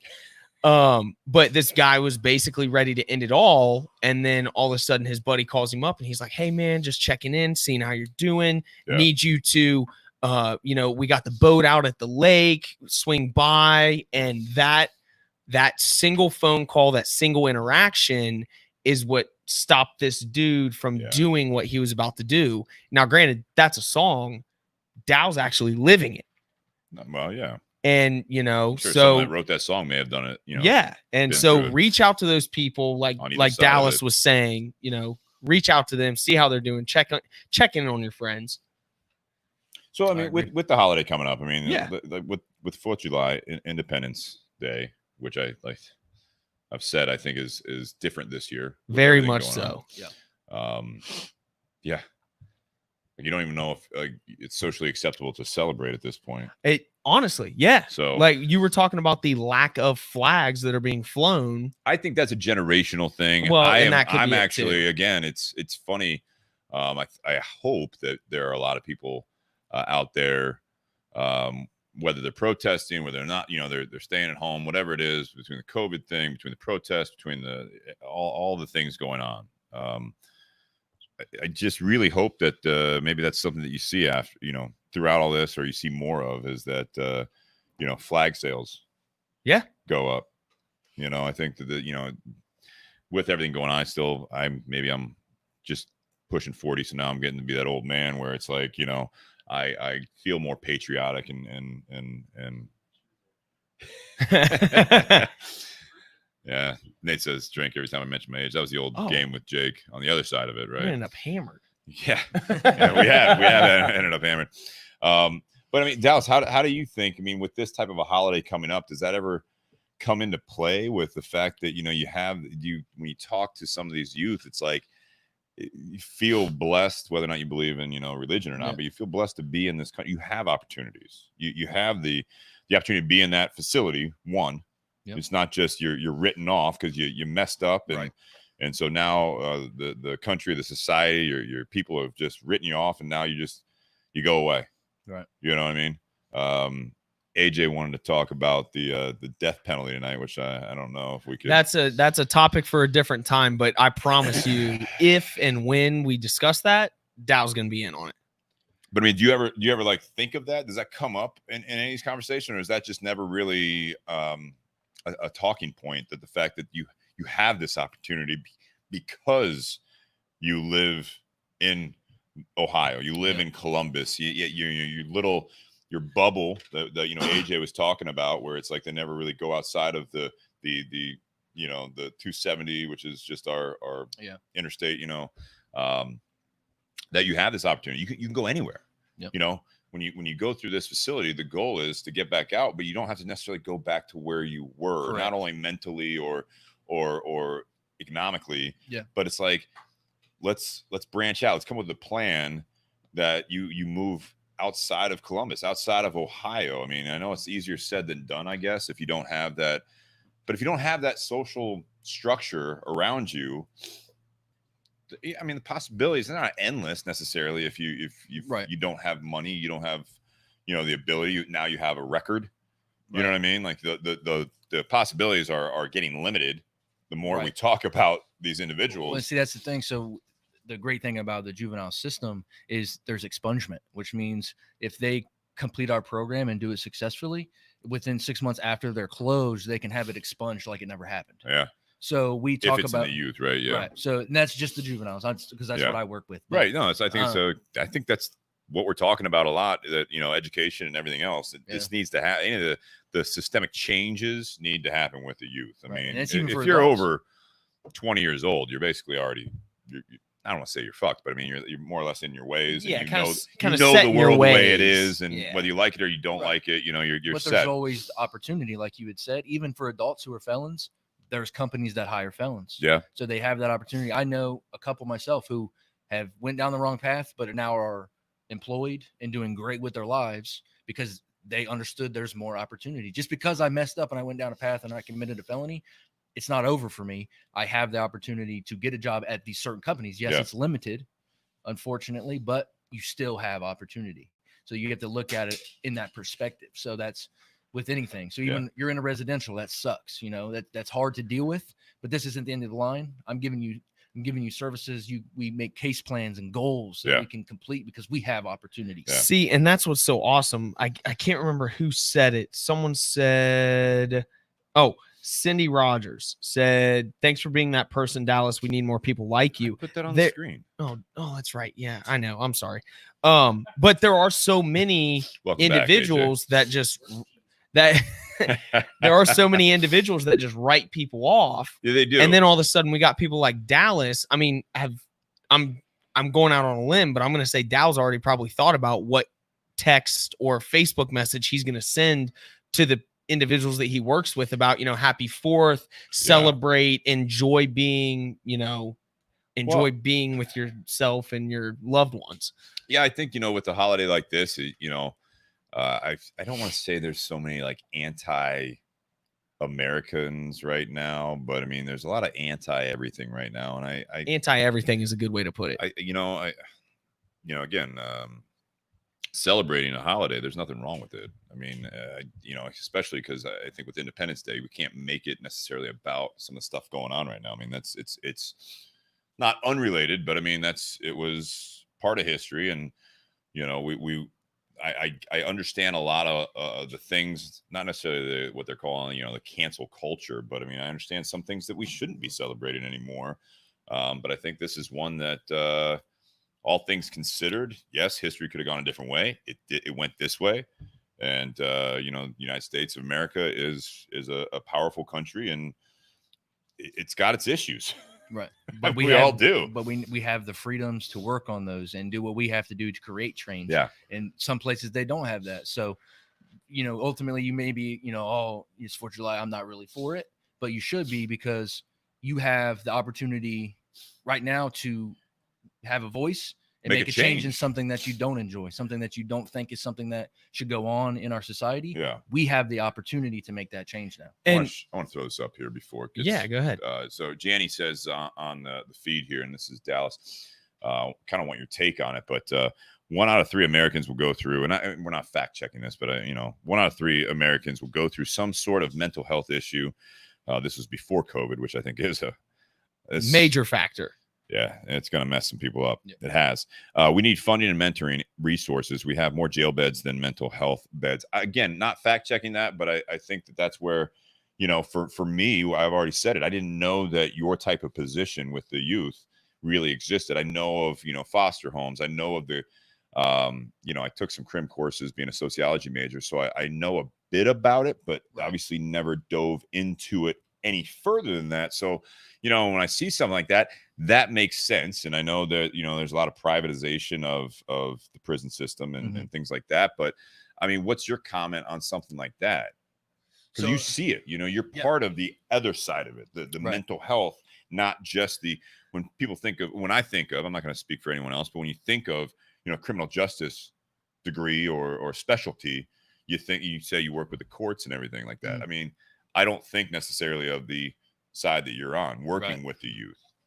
Yeah, no, I am an advocate for what Janie said.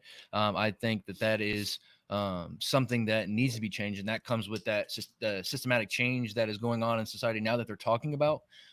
It needs to be more mental health officials in the position that are out there on the front lines. When they're the first you call. So if a police officer is coming into a situation and they don't have that mental health training, how do they take care of a situation that somebody's having a breakdown of some sort? They have some training, but I think we can put more funding into that to make it even bigger. So if I was a police officer and I had that mental health background and I walk in on a situation, I know right away what I need to do to help this individual in that moment. To de-escalate the situation. And some of them don't have that. It's not the fact that we don't need police officers on stuff. I don't believe in that. I believe we do need that, but we need more funding and more training on mental health. You gotta steer the boat. Aspect. I think you got to steer the boat. You know what I mean? It's not something like we're looking for this overnight change. And much like what you've been talking about, is it's not going to be overnight change. There's a, steer the boat mentality, or turning the boat rather around or whatever it is. I think that, it's going to take some time, like you're talking about with some of the people you work with. Is you have to get to that point where you see what the priority is. I'm not going to defend anything here, but I mean, on the other side of it, you don't know what you're walking into. Right. When you get that call, when you get the 911 call, or you get that situation, I mean, it seems easy to say that for a lot of people that, you need that. And I think if you had that, you had a police department that goes out by twos, which is not always the case. You know what I mean? But one is, specialist on one side, trained that way, and the other is, trained, and they're cross-trained. Yeah. But then you walk into a situation that you don't know about. You don't know that this person has mental health issues because you're walking into a stranger situation. This is just another person that you don't have necessarily all the time to do a background check on this person. You know what I mean? You didn't ID them before you walked out there, and when you walk into it, that would come with that training as well. Yes, you're walking in something you don't know, but if you had that training and you see something, you can relate it right to bam, that's what that is. I know how to deal with that now. And for police officers, their front lines, it's not something they need to continue to do. It's just they know this is the route I need to take with this individual. Maybe not go throw them in jail. I need to go take them here, do like a hospital thing, or find, if we had facilities that were made that were strictly for that situation where you walk in, wow, this is a mental health. Let's take him to this facility so he can get the help right now that he needs, because that's what we're here. We're here to serve people.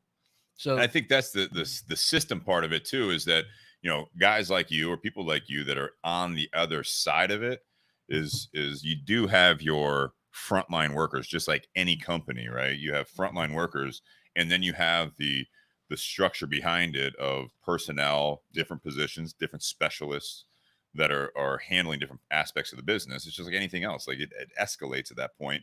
And then now you're talking to someone that's qualified.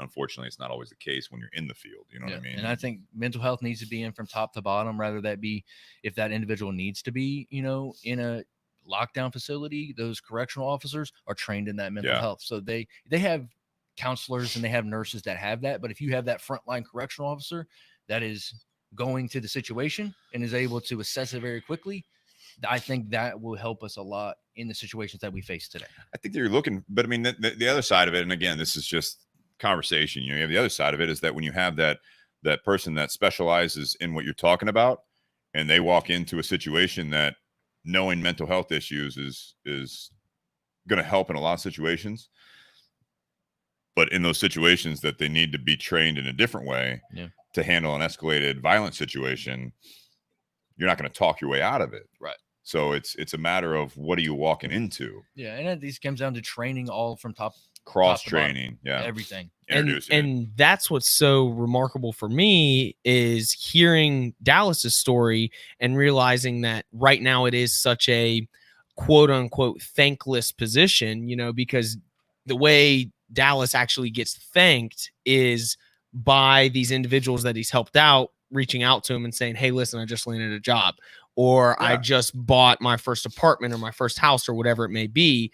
And how awesome would that be if we put that at a higher priority, just like you said, having a frontline mental health worker that can come in and assess the situation, and we as the general public then come back and we're like, hey, thanks, so and so now has a family, a steady job, they bought a car, whatever it may be. Well, let me put this out to even the people in the audience. Am I alone not realizing that Dallas's position is a thing?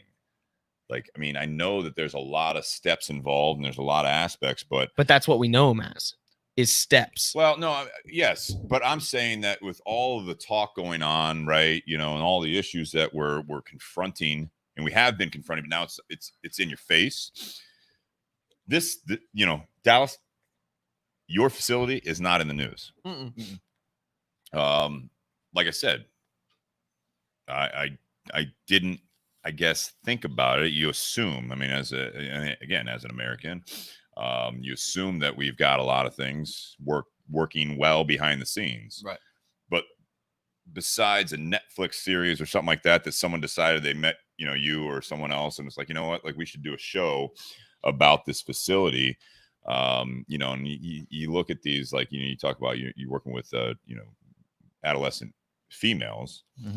I think of like they make it into a drama or like Orange is the New Black was a very, very popular series. You have Oz that was very, very popular at one point, and it's not saying that they were glorifying it, but it's like, I think you really do have to search it. And again, Liz, my girlfriend, she knows of all these podcasts and shows that I think she watches them too much because like, I'm glad that we have HBO Max because she can watch Friends, and I'm like, at least you're smiling watching this show. You know what I mean? Like, you need a little bit more of this because it's okay to back away from it. In my opinion, some people will have different opinions that you got to keep fighting that fight, and you do it on a daily basis. But I think this is something that I'm glad that you're on this, because for the people that do listen and people that you reach out to in your personal life, but having a platform like this, and granted, we're not having 1 million subscribers or anything like that, but I think this is something that, I mean, you guys here, I mean, do you guys know about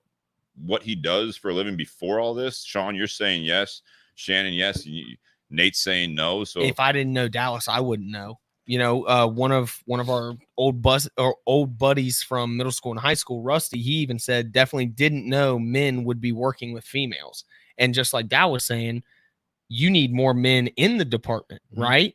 To be able to try to break down those walls and break down those barriers to show that there is good in the world. Yeah. It's very important. But City had a question here. I think. Yeah. Well, she had a comment. I got out of it that this is a way that the female can gain more trust. Looking for the question. She said so. Here you go. Yeah. So, Dallas, in the current job, will you be working with male and female youth? Yeah. So in the current one, I do work with both. When I was in my residential, it was just a female facility, which, for right reasons, we can't intermix those, and they're living in those quarters. So it has to strictly be, just females. Just females. Yeah. But in my current job, yes, I will work with females and males. And Jenny says, the people like Dallas, based on my comment, are too busy helping people to be on the news. I'm not necessarily saying that, Dallas, you need to, tell your story all the time. But I mean, what my point is that in today's media, telling your side of it, really diving down into what we're already doing, may be counterproductive to the overall narrative that they're trying to portray, whether good intentions or not good intentions or skewed intentions, whatever. But it's hearing this stuff for me is it's good with this. It's humbling. This weekend. It's humbling. It's promising. It gives a little bit more hope, right, than what. And I'll speak just for myself that I feel like I'm inundated with day to day for the last several months. Is that there are these things that are good programs, and people like yourself that are doing this for a living. And you choose to do that for a paycheck as opposed to, sell cigars or coffee for a paycheck. Right. I mean, no, yeah, definitely. And I just want to say, I appreciate you giving me this opportunity to have a platform, because I like you said, we are not in the media. They're going to put out the stuff that's going to create the clicks. And that right now is the other side of things. So, us kind of working behind the scenes, we don't get that, that platform to share the other side of things. So I think, I want to say I appreciate it, but I think people out there that are in my field would also appreciate you giving me the opportunity to say this stuff. So you need a voice. That 12-pack of Mick Ultra that I bribed you with to come on tonight, that was definitely worth it, right? Yeah. Get on the mic. Get on the mic. I think today's society, everybody's focused on the tragedy part. of how they got there. Mm-hmm. They don't want to focus on the success side of the story where you're at. If we can get that turned around, I think that's a big key right there. Yeah. Well, I think also, it's on us. Nate says the defunding or the restructuring of the police. I mean, that's the front line. It is what's in the news. Well, yeah, I mean, like, it's not just the tragedy. It's the fact that, again, me hearing Dallas speak on this is that there's a lot of good going on. Sadly, it's behind the scenes. And truth be told, you're not going to get rid of crime. You're not going to get rid of the bad situations. You're not, sadly, and maybe this is being,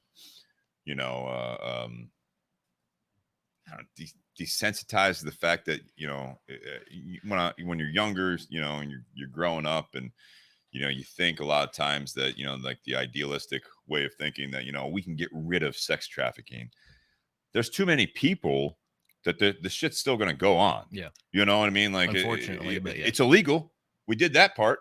Doesn't mean it's going away. Which doing drugs is illegal. Like killing people also illegal. Shit happens all the time. Which showcases how important Dallas's position is, because that stuff is never going away. So we can't ever let what Dallas does go away either. You know what I mean? If anything, we need more numbers. We need more Dallases around to be able to handle these situations. It makes you think that, that it is about communicating. We talk about the holiday coming up. I think there should be more than just the fireworks going on. I think there should be more of, the news should be taking time throughout all the shit that's going on to highlight some of the good, the hard work that, Dallas, you and others are doing.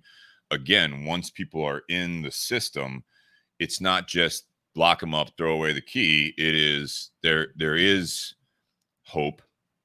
And unfortunately, it doesn't always stick. Right. You can't always change people. You can try. Yep. You do all that stuff. But I think with like a holiday like this it's educating. Like that Juneteenth holiday that was, now being recognized more and more. I know, again, I'm not alone that, 5 years ago, I didn't know anything about this. Never holiday. heard of it. Yep. It was something that people celebrated. And it was mostly, I think, Black people celebrated it because there is that story that's not taught in history. Well, that's their freedom. That's that is their freedom. You're absolutely, that's a great way of putting it. And I think that's something that, should be put on a calendar. Yep. We got enough fucking Hallmark holidays on there. You know what I mean? That's a good way to put it is, Hallmark feel good holidays, Yeah. but what are they actually celebrating? But I think, this one was celebrating freedom. I think this would be a way you could tie in some of the things that, with the American Independence Day, there should be pride in that, we, none of us were around during that time, clearly. Right. And we can still celebrate it for what it is today and how we can grow as a country. And I think that's something that not enough people, sadly, again, not flying flags, not talking about it. I feel like, it is one of those dumbed down holidays, unfortunately, that, I get a day off of work. We get to go see the fireworks. We grill out, 4th of July should be a gimme. I mean, that's an easy one. It's Independence Day, Memorial Day, Labor Day, like those holidays, they get talked about, I feel like, more because in more recent years that, Memorial Day isn't about thanking people necessarily serving right now. Yeah. And that's what you see now on social media. It's like, thanks for everyone serving. Happy Memorial Day. And you're like, that's not what this holiday is about. It's thankfully you're not one of the ones that we're celebrating this holiday for, and holding up a glass for, doing all these things. I think, Independence Day is something that we can celebrate and turn into a bigger and better holiday as a country going forward. Like, look what we're doing now. Look at the growth that we're doing over 200 years later. And kind of going with that, I was just kind of thinking in my head, how cool would that be to have a holiday that strictly celebrates those that have rehabilitated? And maybe I just don't know, maybe it's not something that's talked about, but how cool would it be to have a holiday that celebrates those that have been rehabilitated? Hey, here's Tracy, who was in sex trafficking from 9 until 13 when she met Dallas, and from 13 to 16 he made a lasting impression, and now she has a full family. You know what I mean? And where the news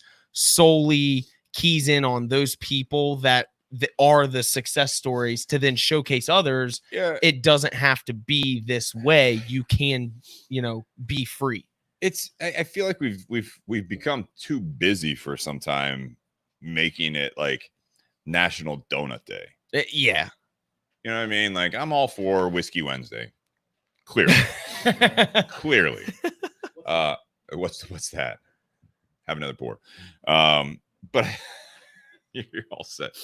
I think that was one of the things that may have led us up to where we're at right now, is that, you do have Mental Health Awareness Day. You do have all those things. And I think there's a certain part of the population that will not, I don't want to say get annoyed with it, but they're like, really, we have a mental health day? There is. Yeah. You're right. There is.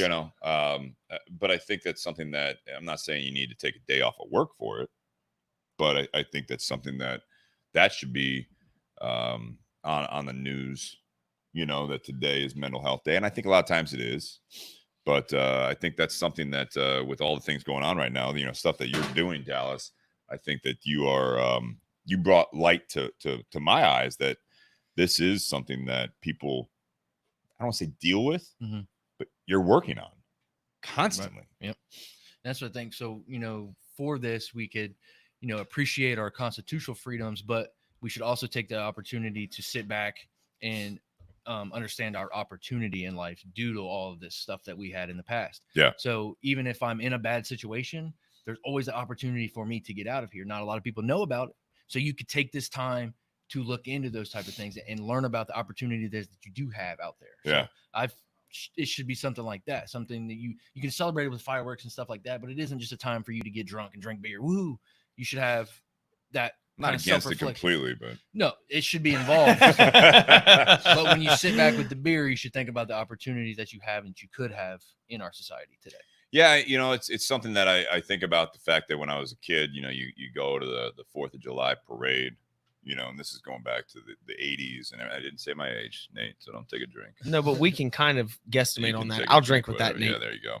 No, I think that, and I know that families do it now. So again, not having any kids, I haven't done that, but now again, going through life, not having kids, it's something that I take for granted. I haven't been to a 4th of July parade probably since I was in high school. Right. And again, the more I think about it, the fact that I being an adult, I haven't bought an American flag, but I still remember, when my dad would put it up at the house, and we wouldn't have that talk or anything like that, but it was just like, originally it's like, oh yeah, you put it, it's 4th of July, you put the flag out.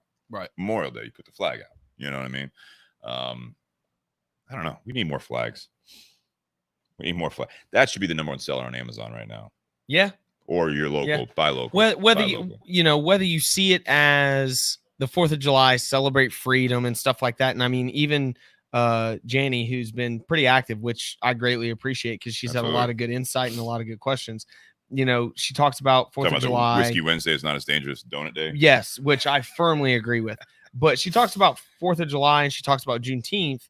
Both are about liberation and freedom and stuff like that. So whether you're buying the flag for what America has done in the past, or whether you're buying the flag for the fact that America has the opportunity to better yourself or be free from what it is you're currently in. Yeah.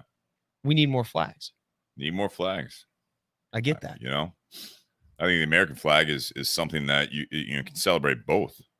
You can celebrate the liberation, the Independence Day, and then it's something that flying a flag. You can, it's pride. You should maybe fly it on, Juneteenth.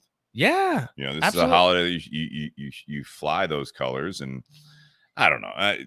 No, but it makes sense because, like you were saying, you fly the flag on Veterans Day, on Memorial Day, on 4th of July, fly it on Juneteenth because it also is about freedom, and it's also about the opportunity to better yourself and do better than what you're already doing. Well, basically, it shows growth, right? Yeah, it shows growth of the growth, country. Yes. It shows growth of the people that are involved. You know what I mean? That They fought and died for that day. Having pride doesn't mean forgetting the mistakes of the history. Yeah, Nate says, because he's not talking to the mic, he's slipping on the producer mic, but it's having pride is what he's saying. It's not glancing over the mistakes. Right. It's pride in what you still have. So here, yeah, you're going to do it.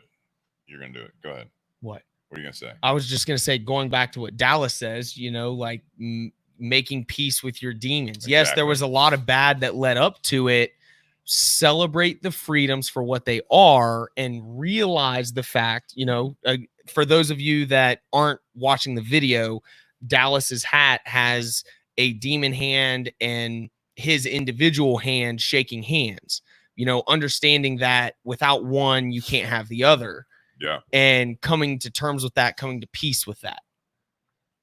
Yeah. And not forgetting, you know, having the pride that, you know, this was that, you know, a lot of this stuff is the shit we're dealing with right now. You know, it's like, this is if it's funny as we're talking about this, the more I think about it is that this is even more reason to celebrate Independence Day, because it is a great country. And we've just like anyone, any person, any relationship, anything,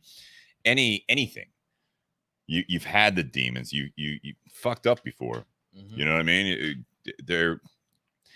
If you are of any age and you look back 5 years ago, 10 years ago, 20 years ago, if you are the same person as you were back then, just like if we were the same country that we were back then, these are the growth points that we should be celebrating. Mm-hmm. And I think that, you know, for me, I think the 4th of July, Independence Day, has bigger and better meaning the older I get.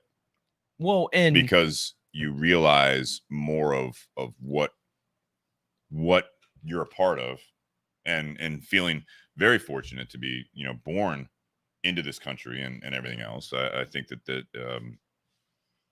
there's a lot of pros, a lot of positives being in this country. And I think a lot of times right now, and when we first started this, celebrating freedom, I was of the mindset that, you know, there's a lot of people out there that are anti, you know, America, or anti-Trump, or anti-whatever. And it's like, they're not all wins. Like, you know what I mean? Every day. And then that's why, you know, tying it all into what, you know, Dallas was saying, is that you don't want to let go of your demons to a point where you try to forget it all. Because we forget it all. And that's what Nate was saying kind of off mic, was that, you know, you don't forget, you take pride in the growth. Right.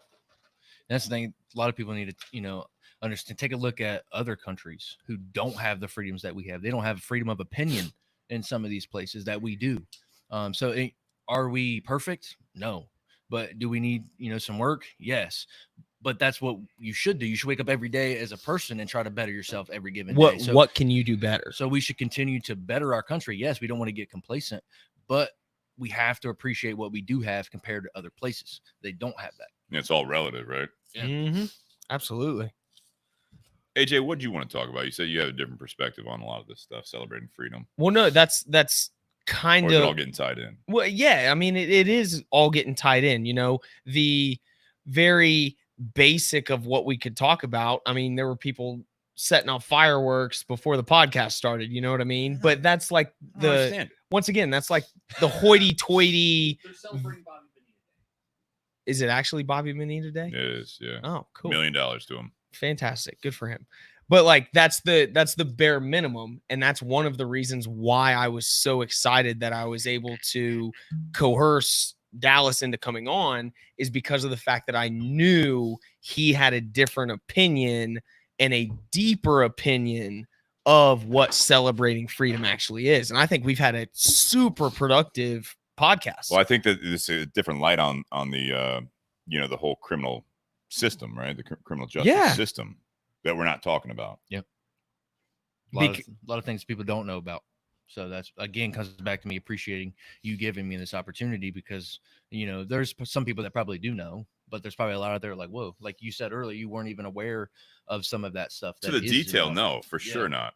So, you know, that having this perspective, it can maybe teach them something that they could give, you know, when the 4th comes around, they're able to look into that opportunity that they have and see that, you know, the things that do exist in there that they never know about before.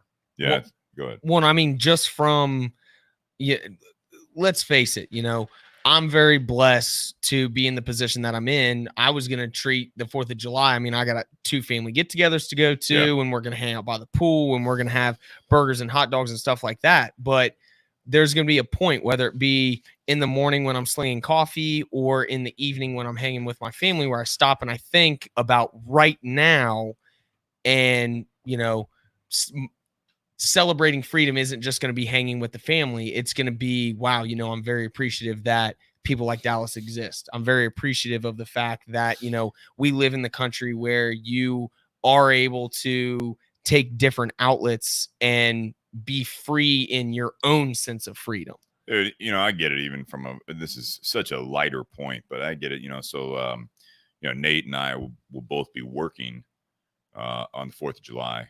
And there's a lot of people that'll be like, oh man, you got to work on the 4th of July. Like, that's terrible. And it's like, I look at it as, again, it's what you take out of it. Right. Mm-hmm.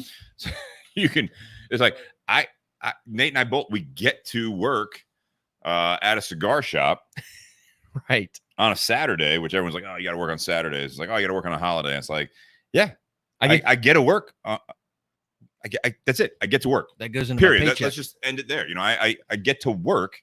Right. And yes, I'd like to, you know, do the cookouts and all this stuff. But that's after I work as well. Yeah. Yeah. It's like, you know, all these people like that are buying cigars to go to their cookouts. And I'm looking at it, it's like, I get to work and we have a hell of a day. Yeah. Hopefully. You get to provide. I want people to come in. Yeah. But they have a place to go grab cigars, as trivial as that may sound. But it's like, these are celebratory cigars. These are cigar smokers that don't normally smoke cigars, but like, you know what, I was talking to my brother, I was talking to my buddies, we're gonna get together, and we were like, hey, we should probably have cigars. I'm like, absolutely, you should have cigars. That was pretty cool. In the middle of your speech, a firework just went off. That was kind of like, did you plan that? No, because the dog, you know, Frank's probably freaking out. Poor Frank. Poor shit. Come on. All right. Yeah, thank you. It's Sean's Uncle Sean tonight, checking on the pup right now, checking on the baby inside. We don't have a baby monitor out here. Hey, that's a good idea. No, it's not. You have a baby monitor, then they're gonna have cameras in the house, and then Liz is gonna be at work watching the cameras instead of. But you have the freedom to buy the baby monitor. And that's all the time we have. Where's the keys? Jingle the keys. My apologies to AJ for not being able to finish that statement. AJ a less freedom of speech, please. Yeah. Whoa. Hang on a second. His mic has been off for an hour. When Nate was up there, he turned it off. Joke's on you. I can still talk loud enough. They can hear me through yours. They can hear the desperation. This has been a good. I just want to be heard. Dallas. Well, AJ, you go first. Actually. Oh my goodness. Closing remarks, part 2. I do want to thank our sponsors: Tinder Box at Easton, Altadis USA, Cigar Company, Patreon.com. All of you guys for supporting us. Patreon.com/BourbonBS podcast. You can do a monthly subscription or donation or contribution or whatever. So we appreciate all that stuff. But AJ, closing remarks on part 2. I have been enjoying this Reserva Real Nicaragua again. Yeah, I thought it's a good smoke.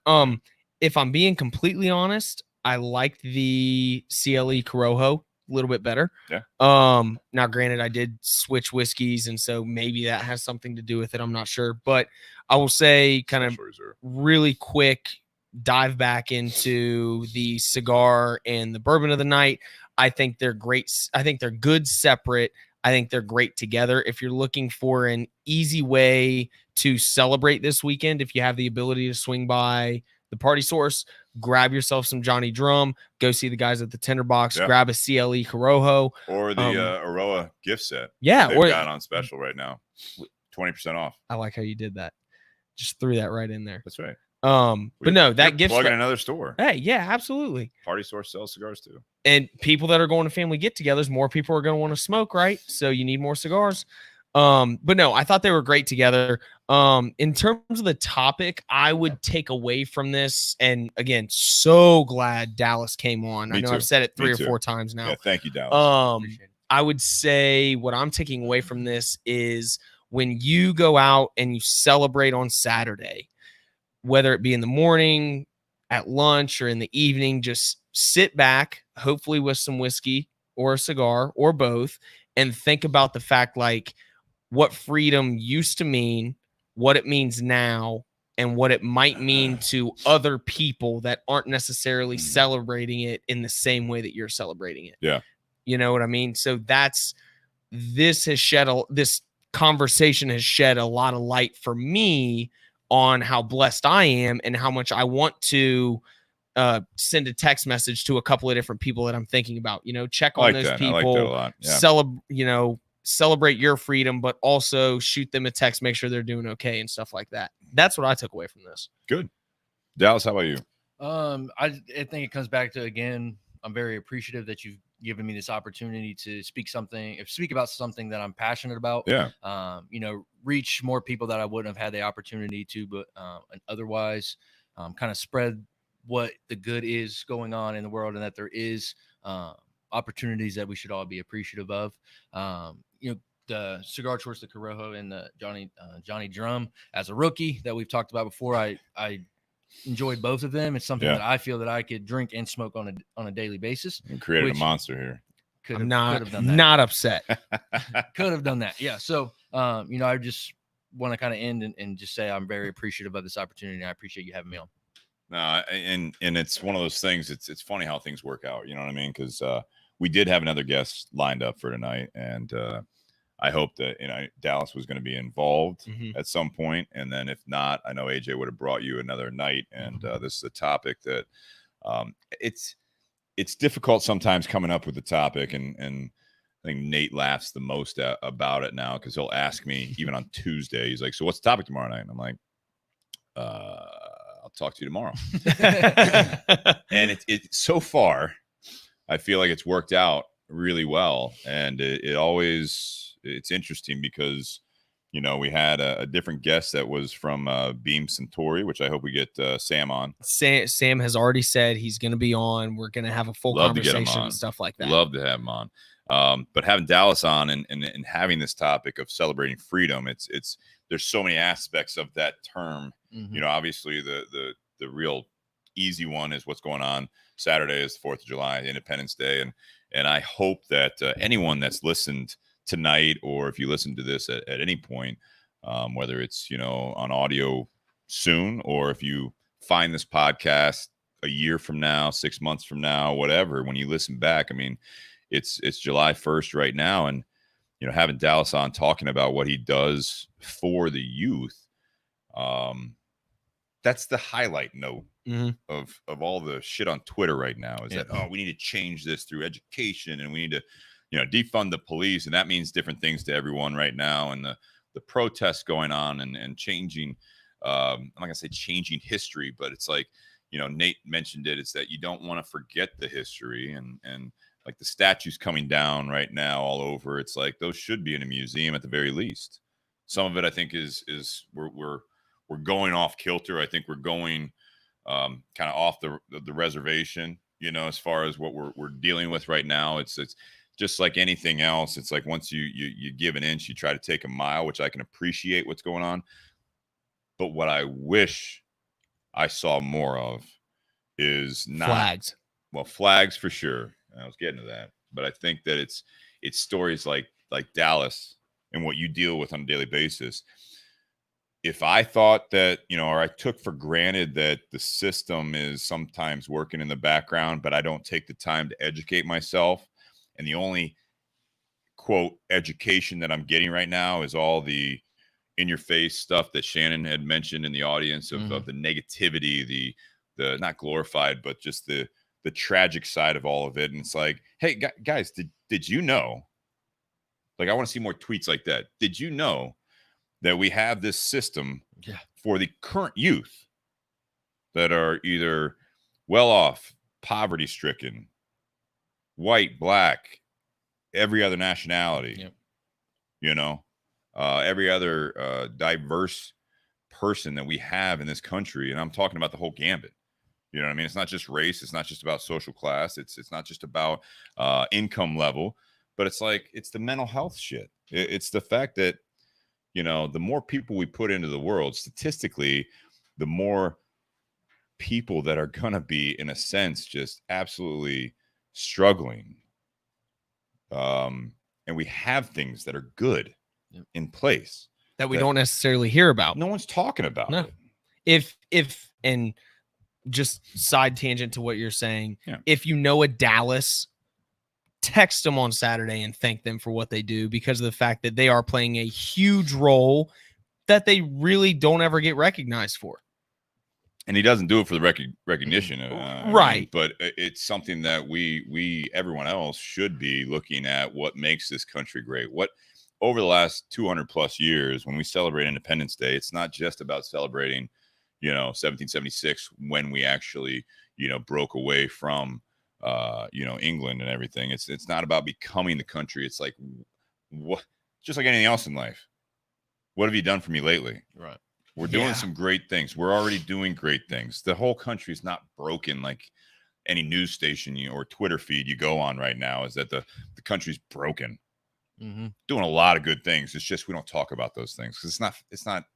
It doesn't sell. It doesn't have the let's be honest. honest. It doesn't get the retweets or anything like that. And it's something that the background is what I think really. And you take this for what you want, but over the last couple centuries, the background, the backbone of the country is really what makes it great, in my opinion. And those are the things that we take for granted way too often. And I think that is one of the positives that this, what's going on right now, and kind of reevaluating things between the COVID problem that we're dealing with and the protests and everything, the change going on in the country. I think that we can't forget that the backbone, the background that's still going on a day-to-day basis, things that you do, Dallas and AJ, the stuff that you do in construction and also with your businesses that you're involved with, hell, just even what I do and selling cigars to have the opportunity that we're in a country that you can go spend $10 on a CLE Corojo and sit down with your buddies or with your family and celebrate with, we have, people have the opportunity to do that. And, you can't take it for granted. And I think that's one thing that I'm guilty of. And I know I'm not alone in that we take a lot of things for granted, a lot of things. And I think the background action that people like Dallas does, that's what we're celebrating, is that we're all in it together, and you have people that are helping people. And it doesn't always have to be a job. Doesn't always have to be the extremes like Dallas does. This can be, like AJ's saying, is send a text, call your mother. You know what I mean? Just call someone that's important to you that you don't talk to enough. And just say, happy 4th of July. I hope you're doing well. And you're celebrating the best you can. Yeah. That's what a baseball coach of mine always said. Drink your milk and tell your mom you love her. That's it. Literally at the end of every practice. There's a t-shirt. Love it. Guys, cheers. Thank you very much. Happy Whiskey Wednesday. Happy 4th of July this weekend. I hope you do celebrate, whether you're working, whether you're celebrating, you're cooking out, you're hanging out. But even if you are celebrating by yourself and you're sitting alone in your apartment, your house, whatever it is, I don't know. You have the freedom to do that. You got the freedom to do that, but reach out to someone. If you're not getting reached out to, just like any other time, just like any other conversation, if you have to make the first move, you reach out. I guarantee that whoever you're reaching out to appreciates it, and hopefully they'll return the favor. So, guys, cheers. Cheers. Thank you very much, Dallas. That's all right. Everyone have a great week and happy holidays.